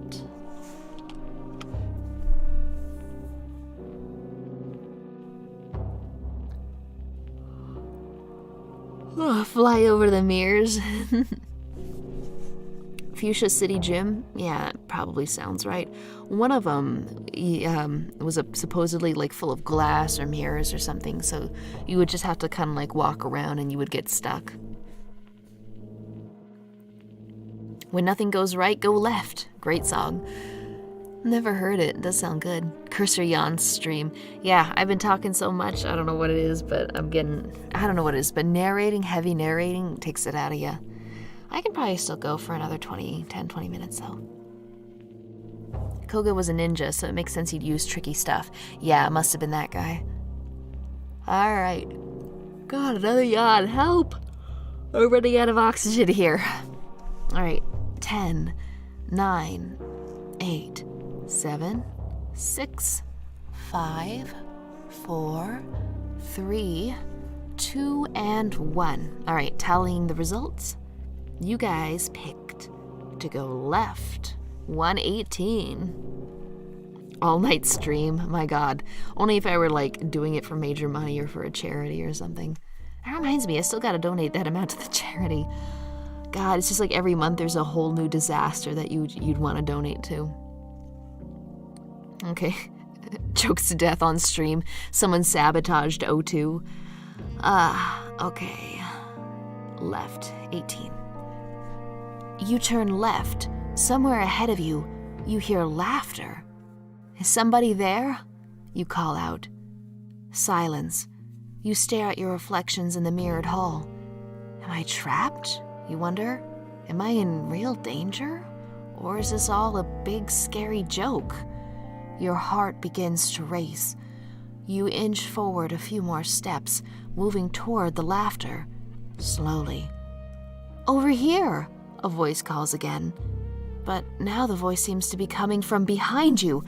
Turn to page 36. Help. You turn back and head in the other direction. Your reflections bounce off the walls at crazy angles. Are you walking straight or have you rounded a corner? There's no way to tell, yet this time you're sure you're going the right way. Over here, a voice calls. Turn left again. Turn left again? Now you really are confused. You turn left again. Will you finally escape? Turn to page 118. Help. Oh, wait a minute. Uh-oh. You turn left. Somewhere ahead of you, you hear laughter. I think this is repeating. Is someone there? You call out. Silence. You stare at your reflections in the mirrored hall. Am I trapped, you wonder? Yeah, this is all the same. Over here, a voice calls again, but now the voice seems to be coming from behind you. Turn to page 36. Help. Yep, it's just repeating from 18 to 36. We're in a loop here. Uh-oh.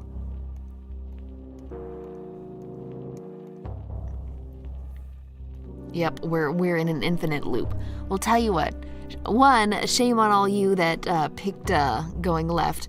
But tell you what, let's try going right then in that case. We'll go to page 29 for right. Let's see. Wait, was it 29? Yeah, okay, we're going right this time, 29. No, it's not cheating. Okay, you stumble down the corridor to your right. As you peer from side to side, you are met with hundreds of images of you, and you look pretty baffled and scared. Hey, I could use some help, you call out. Silence. You pound your fist against the wall. The wall starts to move, just an inch or two closer to you. You take a step back, but the wall behind you is moving too. The walls are moving together. They're closing in on you. You're going to be crushed. Squeeze over to page 65. Let's see. The walls are closing in faster now. You throw your arms out and try to push them away, but it's hopeless. You're going to be crushed like a bug. You suck in a deep breath. It could be the last breath you take. The floor opens beneath your feet. You drop down, down, down. Down. A long, agonizing scream escapes from your throat as you tumble through space. Will you ever hit bottom? Incoming player, you hear a commanding that wasn't a commanding voice. Incoming player, you hear a commanding voice shout. Stations, everybody. A layer of webbing catches you like one of those nets trapeze artists use. Gasping, unable to understand what's happening, you bounce up and down. Bounce to page 31. You snap your head around to the right, where you hear footsteps coming toward you. You are facing a short man with wrinkly skin and bloodshot eyes. His bushy black hair resembles a scouring pad, and from the looks of it, it probably feels like one too. His evil expression makes you cringe. But he's nothing compared to the things in back of him. 2 7-foot-tall monsters. One has blue horns and budging red eyes. The other has scaly skin and an alligator snout that snaps open and closed as he eyes you. The trio all wear lab coats, and from the eager way they're looking at you, you realize that you are the lab rat. You struggle to escape from the net, but you're trapped in the webbing, like a fly in a spider's web. Welcome to my humble laboratory, the short man says. I am Dr. Frank N. Stone, the mastermind who created the Carnival of Horrors. The Carnival of Horrors? You don't like the sound of that? Go to page 89. Also, let me change the music to a sci-fi-ish one. There we go.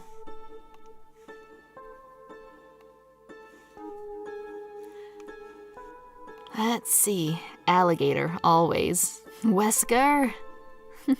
Dee Dee, get out of my laboratory. All right, Dr. Stone extends a long, bony hand to pull you from the net. When you peer into his face, his eyes roll up into his head. Pleased to meet you, he rumbles. Did he say pleased to meet you or pleased to eat you? You're not sure and you don't want to hang around to find out. I've got to get out of here, you think. As the doctor lowers his hand a bit more, you wriggle your right foot free of the netting. If you give him one hard kick in the stomach, maybe you can make a run for the door. But what about the monsters? Can you dodge them? You change your mind. I'll wait. Play it cool until at least one of the beasts leave the room, you say to yourself. Then you change your mind again. No, I'd better make my escape now. The doctor looms inches away, and you're still not sure what to do. You better decide fast. Try to kick the doctor and run, turn to page 79. Wait until one of the monsters leaves and the odds are better than 3 against 1, turn to page 51. Ooh, see, this is a choice that I actually like, because there's pros and cons to both. One, you're free now, you may not be free later. But also, it's kind of crowded in there now, but it may not be later. So you could try and play it cool and take your time, but you may end up trapped again, like strapped to something, and you'll lose your opportunity. Or you can end up blowing it way too soon, when you really should have just waited and tried to play it cool. Okay, here we go. The poll is ready and in chat. All right, you guys got about 30 seconds. Guys, how do we get the blood, though? Yeah, where is the monster blood? I think in the description it said, did you win monster blood? So I'm wondering if we win it from a game. Kick all of them.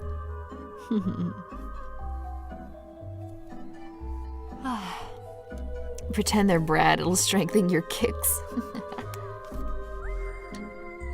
Doctor helps you, kick him. Yeah, well, he helped us out of the net, but who knows if he's gonna help us into a noose next. Oh, by the way, if you were here really early on my channel, like years ago, you might be remembering this mummy game we played. It was like a choose-your-own-adventure thing. I think that was before I knew really how to stream, so I didn't play it for a stream. It was pre-recorded. But they made other games just like that, kind of like animated multipath games. And I have the Halloween Party now on my system. So I think soon we're going to play one of those as well. Welcome to the noose experiment. Well, you know what I mean.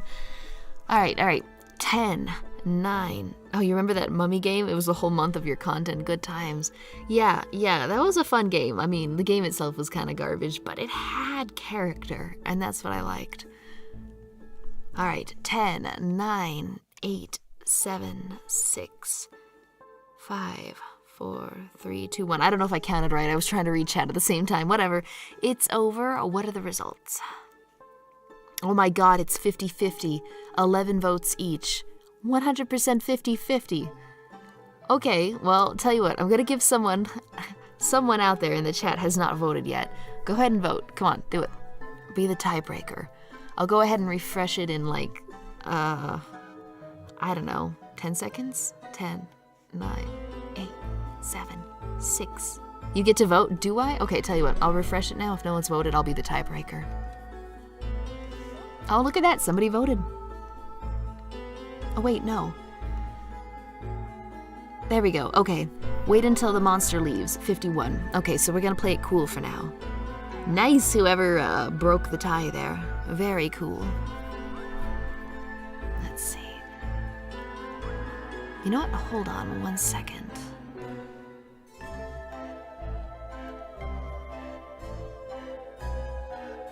I figure, since we're in a weird lab, I should do this. Wait, no. Wait, no. Wait, no. No. Hang on. I made a big mistake. Hang on. Sorry, you can't see anything, but don't worry about it. It's fine.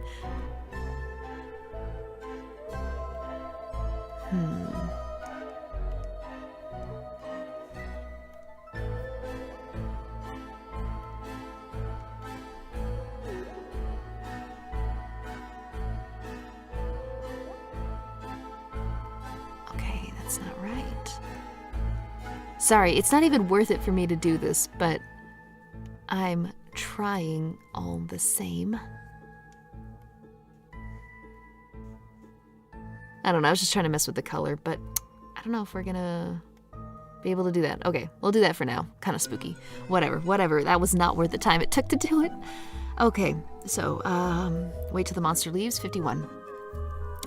You can't take on both monsters, so you decide to wait until one of them leaves the room. You grab hold of Dr. Stone's hand. He's a lot stronger than he looks. With one small tug, he pulls you free of the web. Then he turns to the monsters. Okay, he barks. Adjust the net, it's time to practice spiking. Spiking? What does he mean by that? The monsters leap up, they rub their hands together in evil delight. Then they untie the net and head to the back of the room where two huge poles rest on the floor. You close your eyes and hope that when you open them, you'll see that this was all a dream, a really bad dream. But when you open your eyes, you know it's not a dream.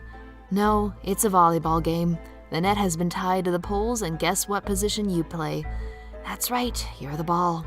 Watch out for those two-handed spikes, they can be pretty painful. The end. What the fuck? Alright, well, I guess we're technically still not dead, so I'll take it. Alright guys, time to kick the doctor and run. I really thought kicking the doctor would be like the, oh, you know, you should have like studied the situation, you know, punishing us for being too impulsive. Well, whatever, page 79 it is.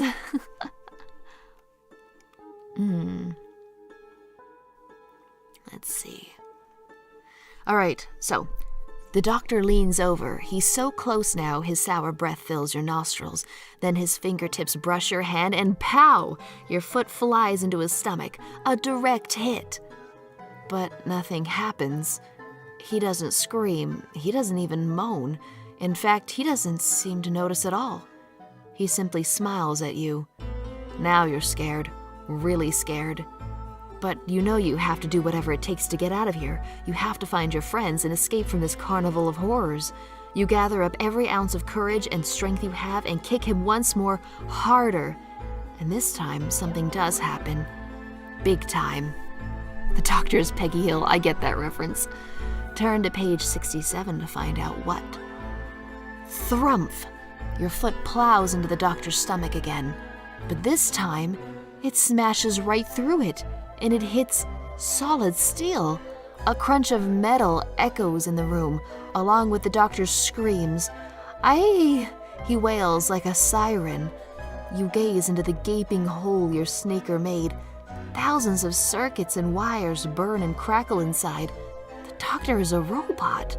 Well, an ex-robot now. Your kick totally destroyed him. That's the good news. The bad news is he is headed for you. It's the monster with the blue horns and the red bulging eyes. You scramble out of the net and dash toward the door, but the monster is too quick for you. His tentacle arm shoots out and snatches you. Giant suckers at the end of his wrist circle your throat. You gasp for air as the monster pins you against the wall.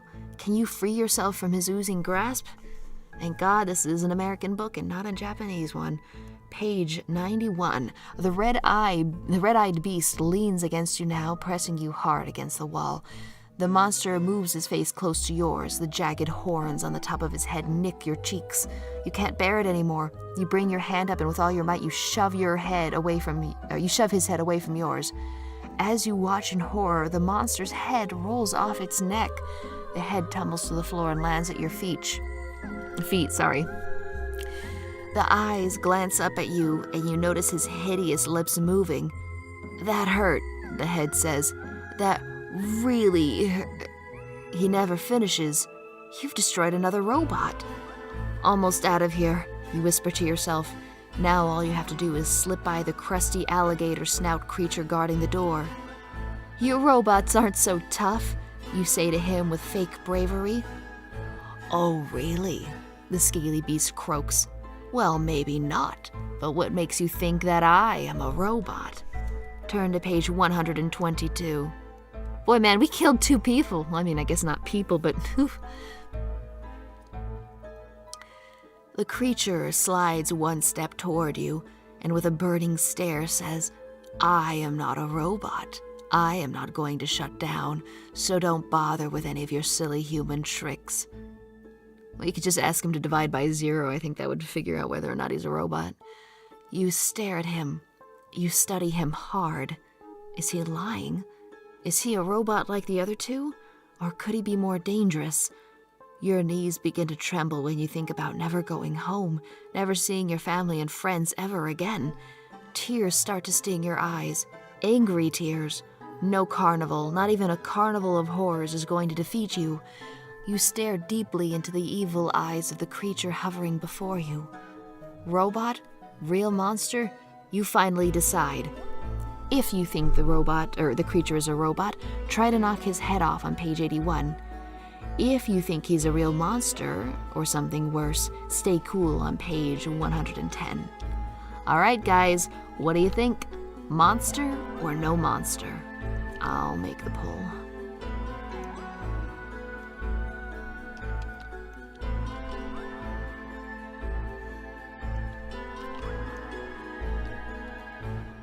Alright, there we go. It's now in the chat.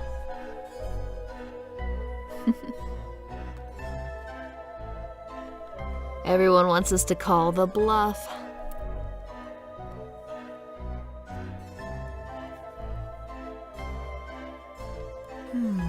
You are 2 for 0 for shoe killing. Yeah, I guess we're on a run, or on a roll, aren't we? We can catch all these hands. Your D&D senses tingle. Yeah, it feels like a trap, don't it? Just kick everyone in the carnival.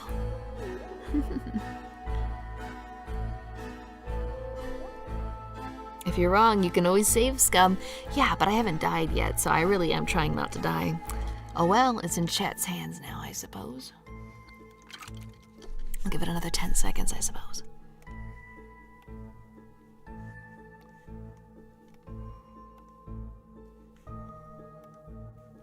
Let's see.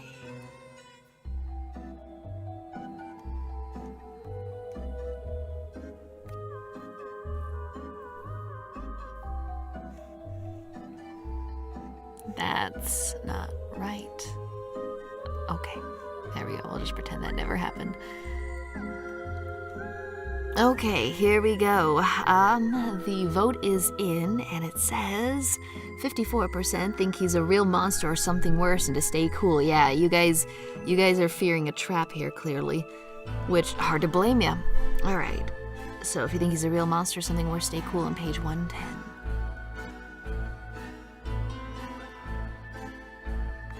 Something tells you that this monster is not a robot. This one is for real. Maybe it's the way he stares into your eyes, or maybe it's the rows and rows of razor-sharp teeth jutting from his mouth. You take a step back. He takes a step closer. A drop of his drool drips on your hand. It sizzles and burns. This is the end, you figure. You'll never escape the Carnival of Horrors, never see your family or Patty and Brad again. The monster lifts his gigantic clawed hand and waves it over your head, and you wait for the searing pain as it plunges down to strike you. But that's not what happens. The monster slowly lowers his hand and clutches at his own neck, and then pulls his own head off, and then you discover what's underneath, and you know you're still in big trouble. Quick, head over to page 133.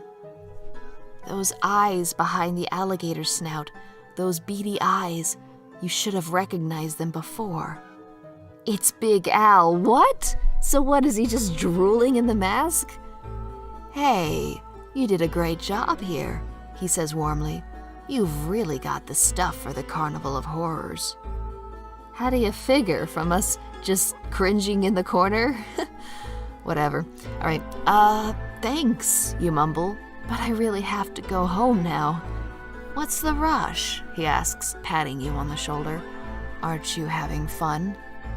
Fun, you think. Crushed between solid walls, then attacked by a bulging-eyed monster? Fun? No, this isn't fun. This is weird. Yeah, it's been really great, but, I really do have to get home, you stammer. So if you'll just take me to wherever Patty and Brad are and show us the way out, we'll be going. I'm afraid that isn't possible, Big Al says. Just open the door and you'll understand. You have no choice. You have to open the door and go to page 117. Hey, it's Edward. How you doing? Glad you could join us. You open the door and enter a room bursting with people who seem to be waiting for you. You think that's weird until you study them and realize something even stranger. They're all dressed up in old-fashioned costumes. You know what? Let me change the... No, wait, this one. Yeah. Cool. Kind of old-timey sounding. Vampire Village is what this one's called.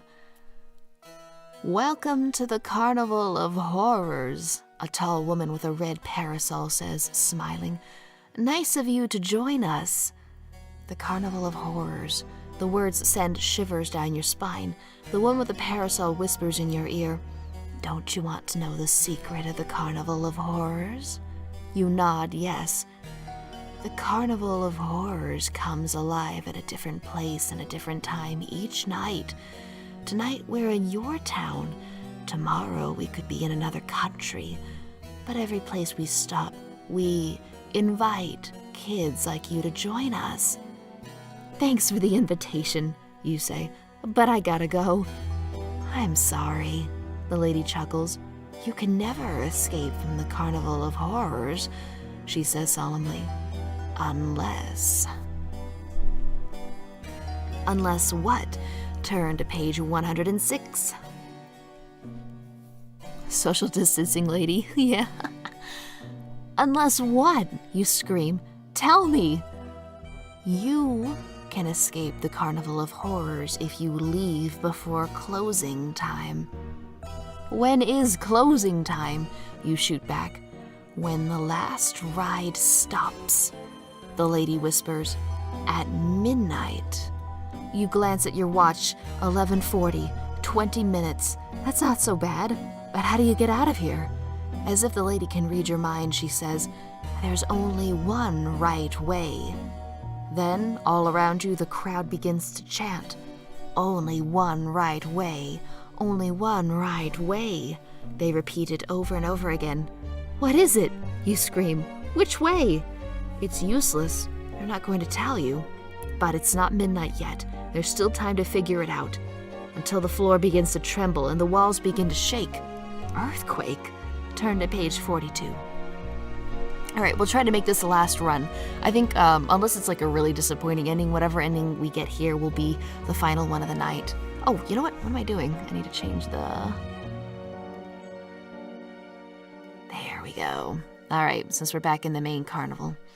A wave of panic crashes over you as the walls crumble around you. You throw your arms over your head and close your eyes. Then silence. The shaking stops.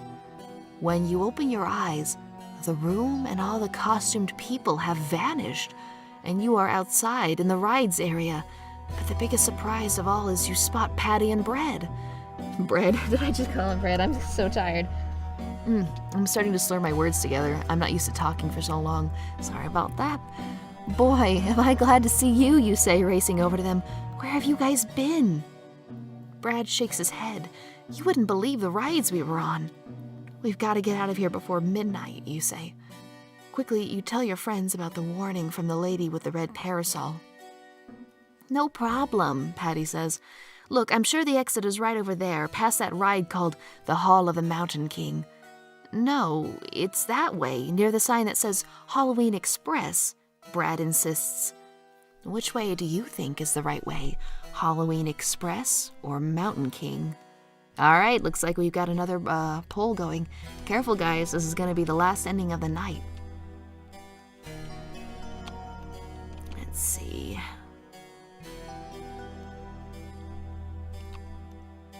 Problem is I'm also swallowing a lot of air, so that makes it a little hard to read. It's almost like indigestion, I guess.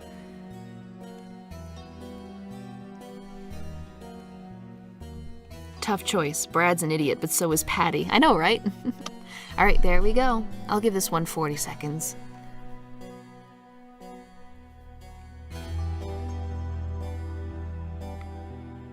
Can we check our map? I don't believe we have one. I checked over the PDF and I don't think we have one at all. It never gave me a map picture in any case.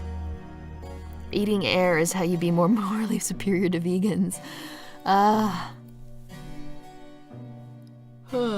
Hidden third choice. Just climb the freaking fence again. I know, right? You thought you got one at the start from all... Yeah, he did hand each of us a map. But the problem is it was never actually shown to us. Like, it never had an image, and it was never ever mentioned again. It doesn't seem like there's an option to check it either.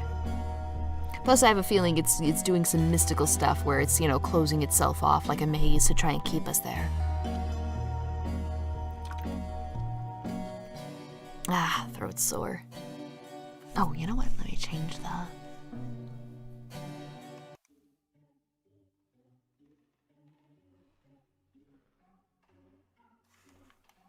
There we go.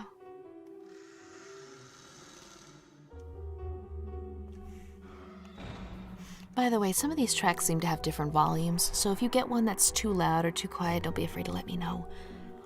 Get the woman to guess your weight again and escape to Mars! The longer Brad stays alive, the more powerful he becomes. Oh no. Okay, 5, 4, 3, 2, 1. Alright, tallying the results now. Halloween Express. I wonder if people picked that one because it's spooky month. Alright, page 108.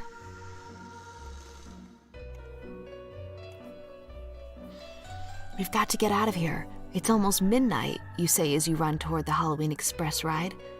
Hey, maybe we should try one of these cars, Brad says, pointing to the red and orange cars that run on a track. The three of you crowd into a little car. Oh my god, the cops are already after us. The three of you crowd into a little car that's really meant for two. You jam your foot on the gas pedal, then you're flying.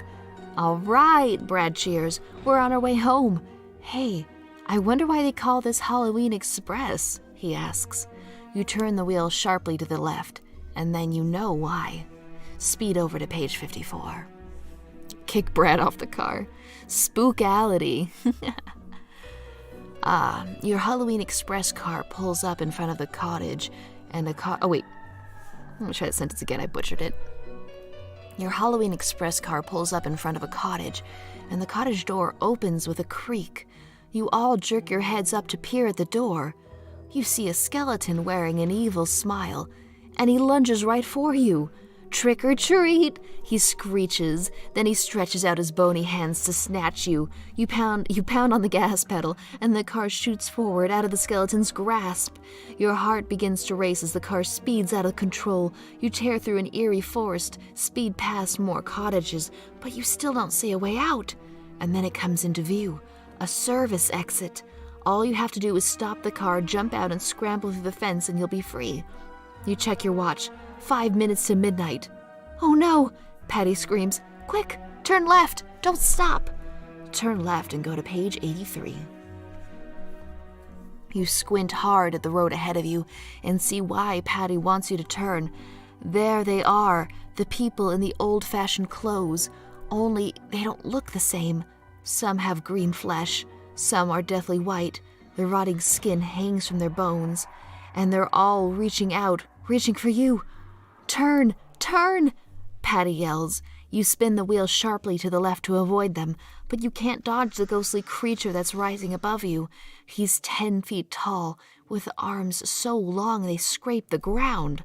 His mouth gapes open to reveal hundreds of blackened, rotting teeth. He swoops down at you, and you turn the steering wheel hard to the right. Too hard. It comes off in your hands. Jump! You cry. Jump and run! Run!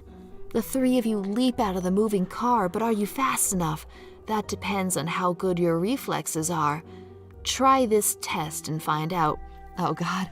Throw a ball in the air. Try to clap 3 times before you catch it. Well, I don't have any balls. Okay, 1 second. Let me go find something, I guess. Feeling attacked right now. Alright, there we go. Alright, I got more tense music on at least. Shucks.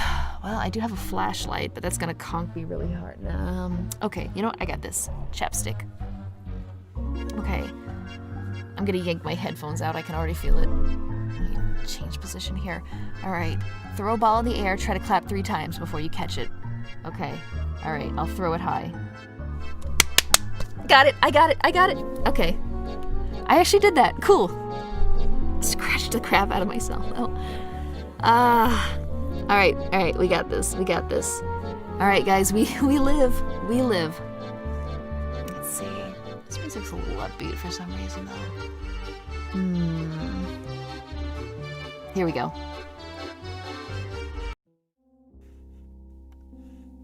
Danger music. I'll use that one. Sounds dangerous, right?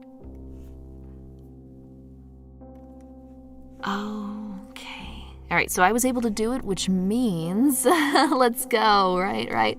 If you can do it, turn to page 73. If you couldn't, 127. Well, we could, so 73. Your reflexes are great. You jumped out fast enough and escaped the ghost. That ghost. But you didn't see the other one behind the car, waiting for you. Your heart hammers away in your chest as it circles you, around and around and around. It's all right, you tell yourself over and over. It's not real. This is just a ride in an amusement park. You're still telling yourself that as the ghost plucks you off your feet. His black lips part. He opens his mouth, wider and wider, until it's as wide as an entrance to a cave. Then he stuffs you inside. Instantly, you feel lightheaded, then light all over. You peek down at your hands. You can see straight through them. You've been turned into a ghost. And as your senses fade, you hear a distant bell chime 12 times. Too bad. The Carnival of Horrors will be one of your favorite haunts. Forever. Did we get bored? Yes, we got bored. The end. All right. Well, there we go. Technically, that is the final ending of the night. But if you guys really want to, since that last one was just a can you catch a ball, when clapping, I guess we could try and go back. If I remember what page it was. What page was it? Let's see. If I can find it, we'll do that real quick.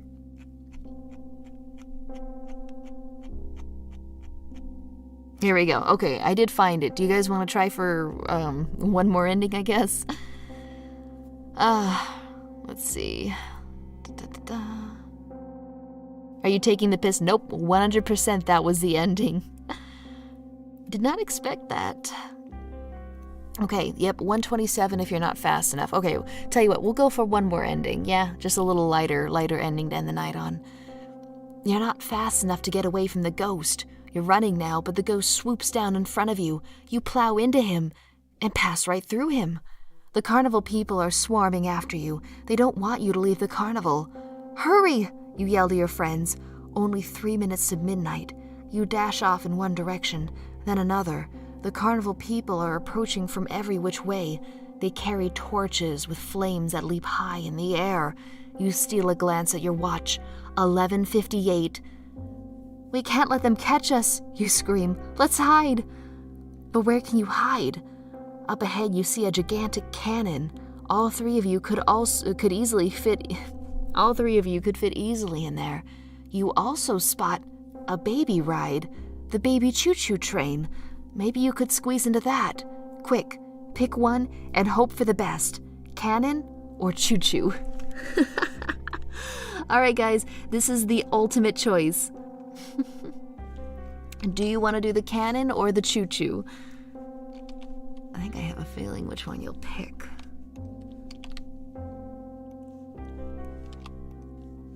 All right, the poll is open and now in chat. Oh my god, everyone's a Thomas the Tank Engine fan in here. It plays that super bass overloaded do. I should play that. I'll probably get copyright claimed, though, is the thing. I would love to play that theme song, but probably gonna get a claim. Alright, tell you what, take 3 seconds or I'll give you another 20 seconds to vote.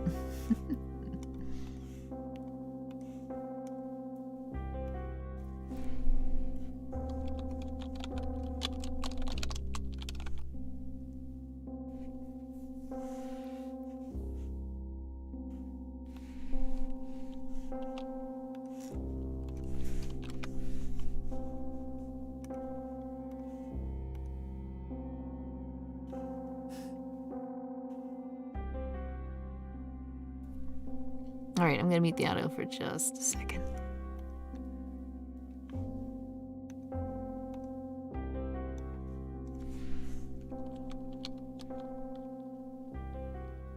Oh wait, hang on.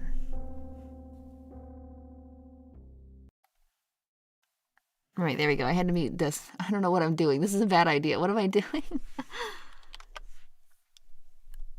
I kind of want to do this. I want to go for it.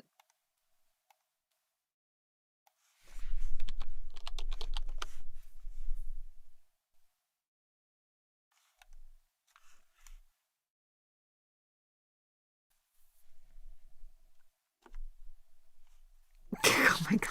This is a terrible idea. All right. Let me go ahead and tally the results. It may not even matter depending on what you picked. So the results are, oh my god, 100% Choo Choo. We're talking 25 votes for Choo Choo, 0 for Canon. You mad lads. All right, Choo Choo. I Choo Choo Choo Choose you. Good one. Nice Simpsons reference. All right. God help us. Here we go. Oh no, this is a bad idea. Whatever, we're going for it.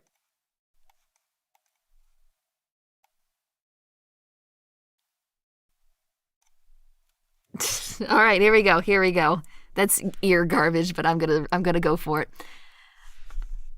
Oh wait, I didn't unmute desktop audio. Okay, hang on. There we go.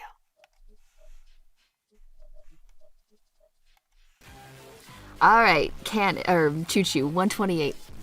You squeeze into the Choo Choo and scrunch down. 11:59. Lights from the carnival's people's torches sweep over you. Their foul smell fills your lungs. The blood pounds in your temples. You're sure they're gonna find you, but you're trapped now. There's no way out. You hear someone shout in the distance, "Closing time!" And then you hear a bell start to chime. Midnight. 1, 2, 3. Brad counts the chimes. You want to strangle him. 4, 5. Suddenly, the kiddie train starts to move. 6, 7, 8. You sit up and you see the biggest shock of this whole horrible night. Turn to page 80. Brad counts the chimes. Yes, he does. Oh my god, what are we doing? 9, 10. Brad, shut up. Look at this. You point to the letters on the front of the train car. You've been staring at them the entire time. Why didn't you notice them before? What about the letters? Patty says sharply. 11. Don't you see what they say? You shoot back. Right way railroad. Patty reads. So what? The chants of the merry-go-round people echo in your head. There's only one right way. Could it be 12? Now what? Turn to page 52. Just as the clock strikes 12, the train enters a tunnel. You hold your breath, wondering what you'll see when you reach the other end. Chug, chug, chug. The choo-choo slowly pulls out of the tunnel, and you are surrounded by carnival workers everywhere. Chug to page 24. Choo-choo, motherfuckers. Carnival workers. The carnival workers who set up the same rinky-dink carnival you go to every summer. You can't believe your eyes. You must be seeing things. Patty tries to say something smart, but the only thing she manages is, huh? Hey, kids, a worker yells at you. Get away from that ride. The carnival doesn't start till tomorrow night. You gaze around and wonder at the faded games, the baby rides, the tacky food stands. For the first time in your life, it all looks great.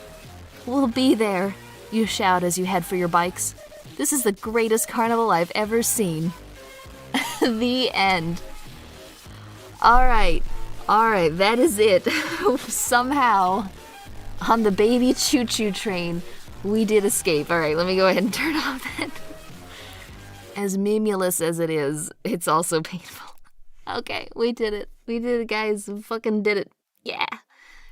All right, let me put on something chill. There we go. All right, well, that was pretty good. That was super good. So, actually, come to think of it, we kind of escaped from the Carnival of Horrors. I'm sure there's still tons left in that book, and if you're interested, I would recommend, picking it up and maybe reading through it a bit. I think maybe next time we'll do a different book. just so there's still incentive for people to, support good old R.L. Stine and purchase his books. Because like I said, there's like 20 different endings, and I think we had maybe 8 to 10. Brad's still at large. The choo-choo delivered us to freedom. It sure did.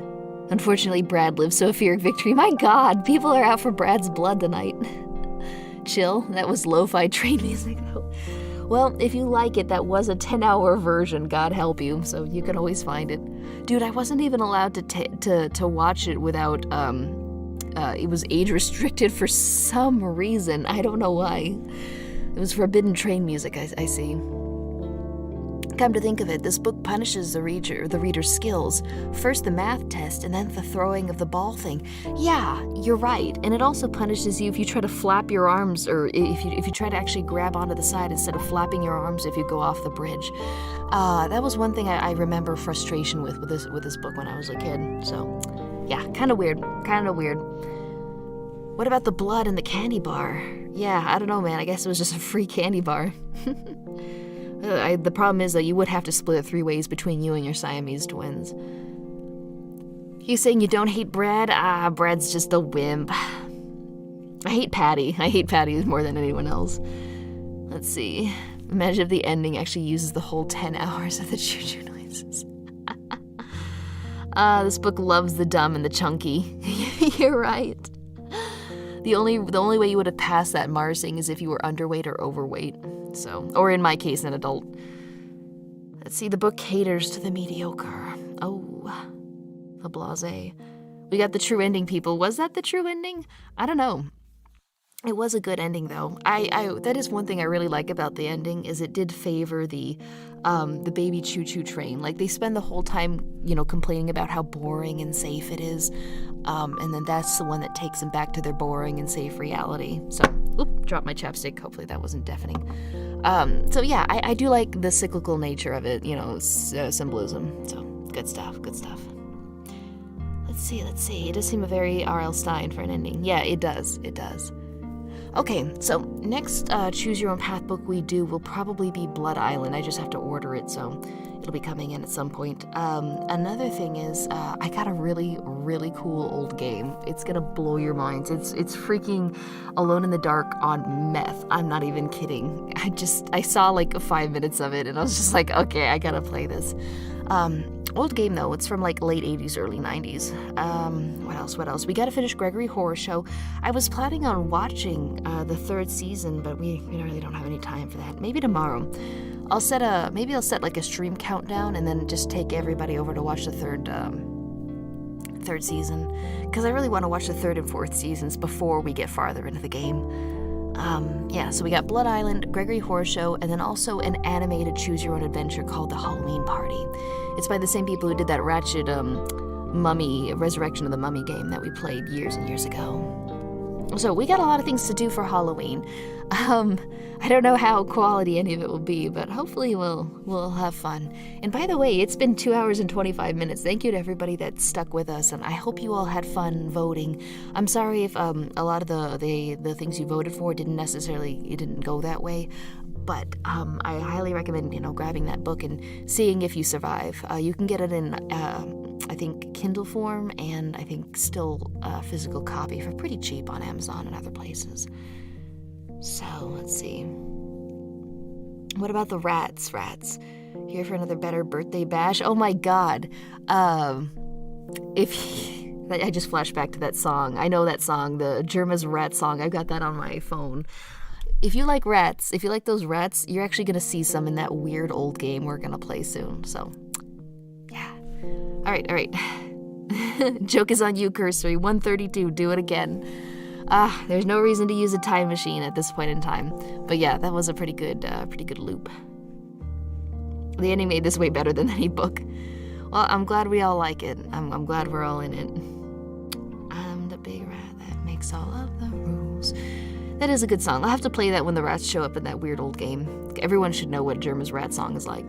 Alright, well, thank you for stopping by, guys. I hope it was fun, and hope you guys are having a good October. It doesn't really feel like October on my end, mostly because it's pretty much still summer here in the South, but hopefully you guys are having a good time. let's see. Hope you all had a good time, and thank you especially to the people that donated. And yeah, I don't know what else to say. I'm feeling pretty fried after reading that. But yeah, I'll probably see you tomorrow, probably, strong possibility. And to all a good night, or good morning, depending on where you are, or good afternoon. See ya.